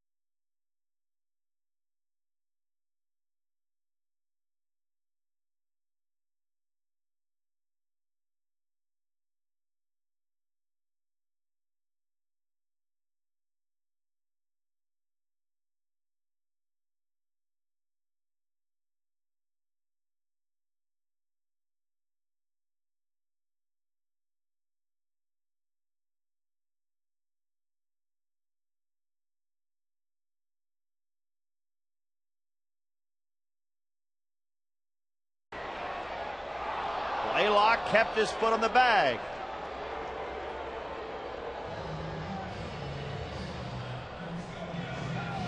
So another first pitch out for Holland, who is certainly in position to pitch a complete game, as he has thrown just 81 pitches here. He needs 5 more outs. Just in cruise control. It's played by Blaylock too at first base. Throw started sailing on him to be able to catch it and get the foot back down on the base before Quinlan was able to get through. 0-1 to Gary Matthews. We were talking about Tampa Bay. They are losing today. They're in Seattle. Matthews grounds one to third base. 2 quick outs. But Holland went from being more of a fly ball pitcher early in the game to now a ground ball pitcher. He's had 4 one-pitch outs in this game. Ground balls. Strikeout total is going up. Through 4, he only had 2. And then through the 6th and 7th, then he had 5 strikeouts. Jeff Mathis up there. Seattle is leading Tampa Bay 7-2 in the 5th inning. And Mathis gets a base hit. The Angels' 3rd hit of the ball game. They didn't get their first hit until the 6th inning. So now they have 3 singles against Holland. Meiser Turris is the guy that broke up the no-hitter with 2 outs in the 6th. Ron Washington's got to be proud of his young left-handed pitcher, the way he's thrown this baseball in an important 3rd game of the series. Well, I'm sure the Rangers came in here thinking win the series. You know Scioscia thinks that every series. The pitching's been pretty good for the Texas Rangers. Man, that's amazing. Their ERA is 3.71 since the All-Star break, which is the best. And when have you ever heard that before? No, you don't hear that about the Texas Rangers until this year.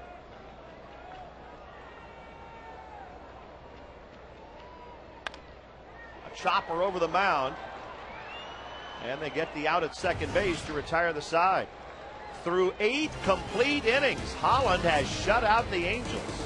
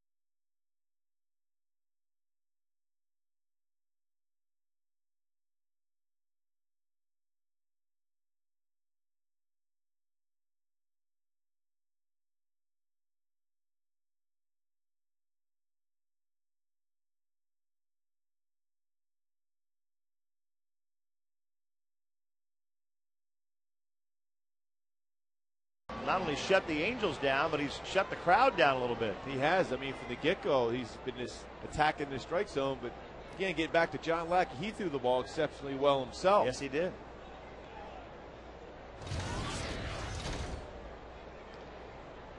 Big John gave up only 1 earned run, but he's on the hook for the loss at the moment. This is David Murphy facing Jose Arredondo. David Murphy had one of those unusual at-bats in which he got on first base via the catcher's interference. He was trying to fight off some tough pitches against John Lackey. Hit the glove of Jeff Mathis. That was just one of the things that happened to Lackey today that just prevented him from winning this game. Murphy pulls one to the right side. Quinlan's throw to Arredondo is right on the money. That wasn't a short throw for Rob, and he led Arredondo perfectly. Very good play. And we mentioned early in the game that one play he was slightly indecisive on when to go after that ground ball, but Mike Scioscia talked to him about this. Now the ground ball went after it, made the play, set himself up, and made a strong throw over to Arredondo to get him at first base. Made the adjustment. One out, Marlon Byrd at the plate.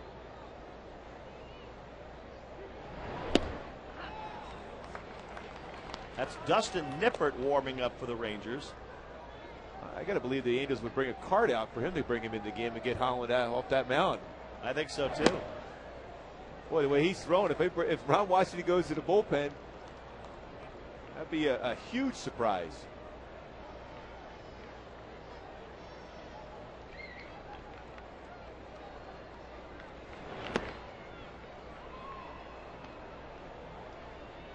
Holland doesn't look like a guy who's coming out of the game.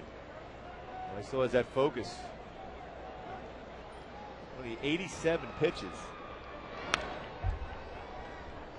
You remember, I'm sure you do, the old days when teams had cards. Maybe. Yeah, I remember those days were incredible. I wish they brought them back. For the bullpen, those little helmets. Right. Bring a guy in from the bullpen in a cart that maybe had an angel hat or whatever team you happen to be with. Oh, there's a drive by Marlon Byrd. He blasted that ball. And it's caught in the bullpen for a 7-0 Texas lead.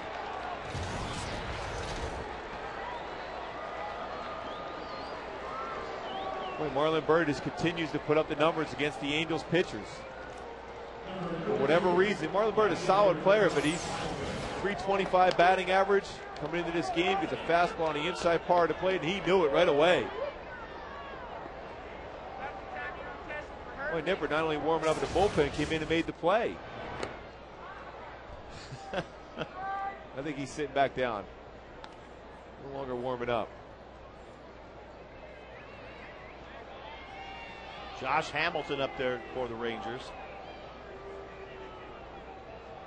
We'll be assuming the Rangers go on to win this game. Of course, it's not over yet, but if they do, they come in here and take 2 out of 3, and they continue to beat the Angels.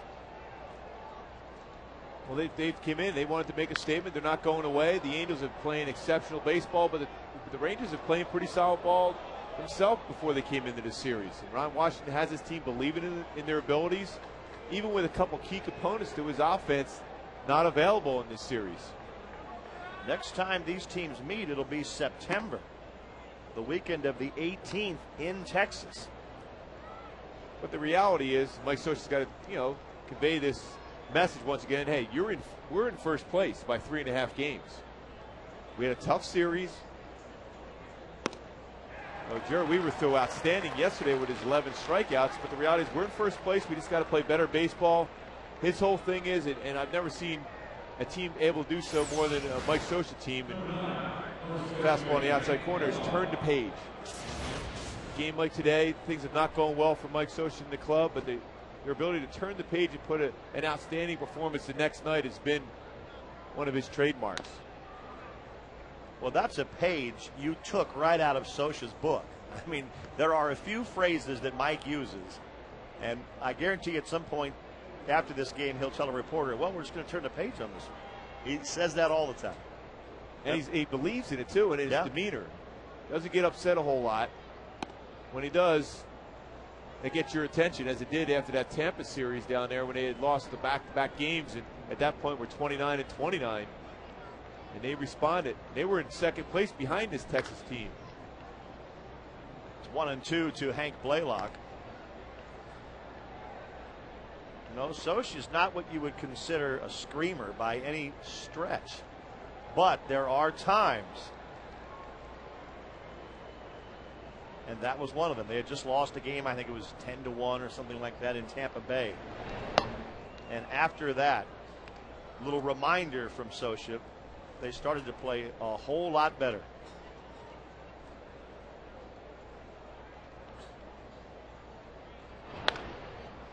Blaylock grounds one to Howie Kendrick. And we head to the bottom of the ninth inning. Derek Holland looking for a complete game and a shutout. He's never had either one.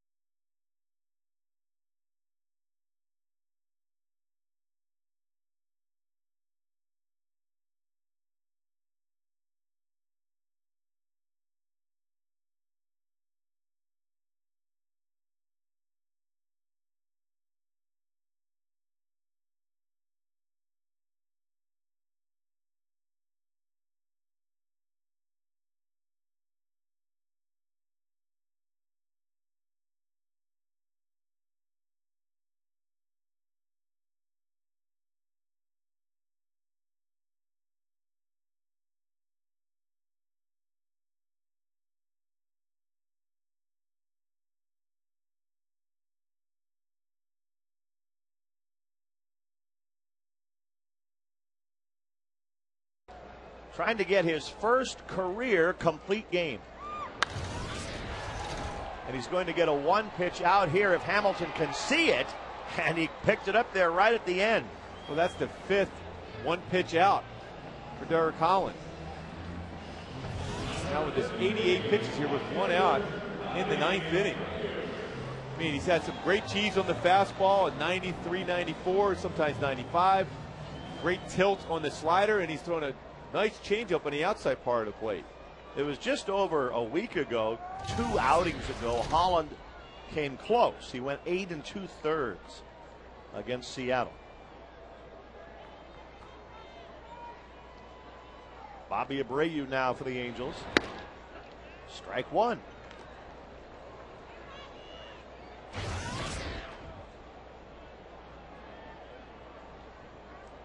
Sometimes when a pitcher is really on his game, Gooby, he can make it look easy. But you don't see it all that often out of rookies. Holland has just looked extremely poised and hasn't really been threatened today. Might be the only pitch he's overthrown all game, and that was at 97.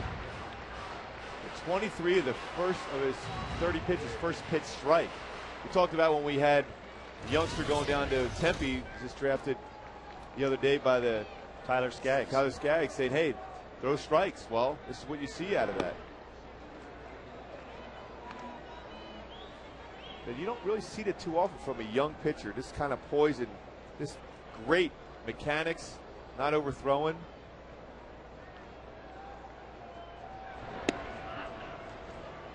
Two and two to Abreu. He got Bobby on a called third strike last time up. No wasted energy, not walking around the mound. And Torrey Hunter said it best a few weeks ago in a soundbite. Said, hey, good pitching always shuts down even the best of offenses. That's what you're seeing today out of Holland. Abreu grounds out to short. Well, the Angels, as we mentioned, they face the Rangers again in September. There are a couple of series left, but Texas has really played well, not only against the Angels, but also just against the Western Division this year.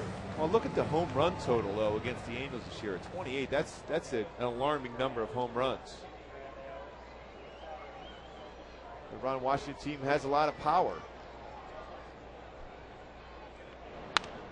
Vladdy fouls one back. A win today would get Texas to 24-13 against the West.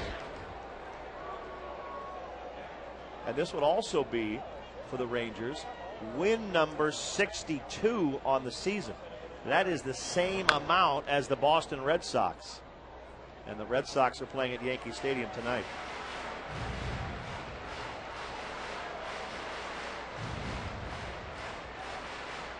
So I guess on the East Coast, the newspapers are just filled with Rangers news, right? Oh, I'm sure. They're not even talking about that Red Sox-Yankee series. No. 0-2 to Vlad Guerrero, who goes down swinging, and Derek Holland, the rookie left-hander for the Rangers, pitches a 3-hit shutout at the Angels today. Boy, that last fastball at 96-mile-an-hour cheese on the outside corner at the knees. What a game. What a performance. And, you know, the big thing is we showed that graphic of getting ahead of the count, throwing that first pitch strike early in the game, fly ball pitcher. Then he made the adjustment, getting some strikeouts and a lot of ground balls, throwing that slider down and in the right-handed batters. But what you like at him is the fact that he pitched inside very well and hitting his spots. And Taylor Teagarden was tremendous behind the plate for Derek Holland. It didn't seem like he had to move his glove a whole lot. Holland lost his no-hitter with 2 outs in the 6th on a single.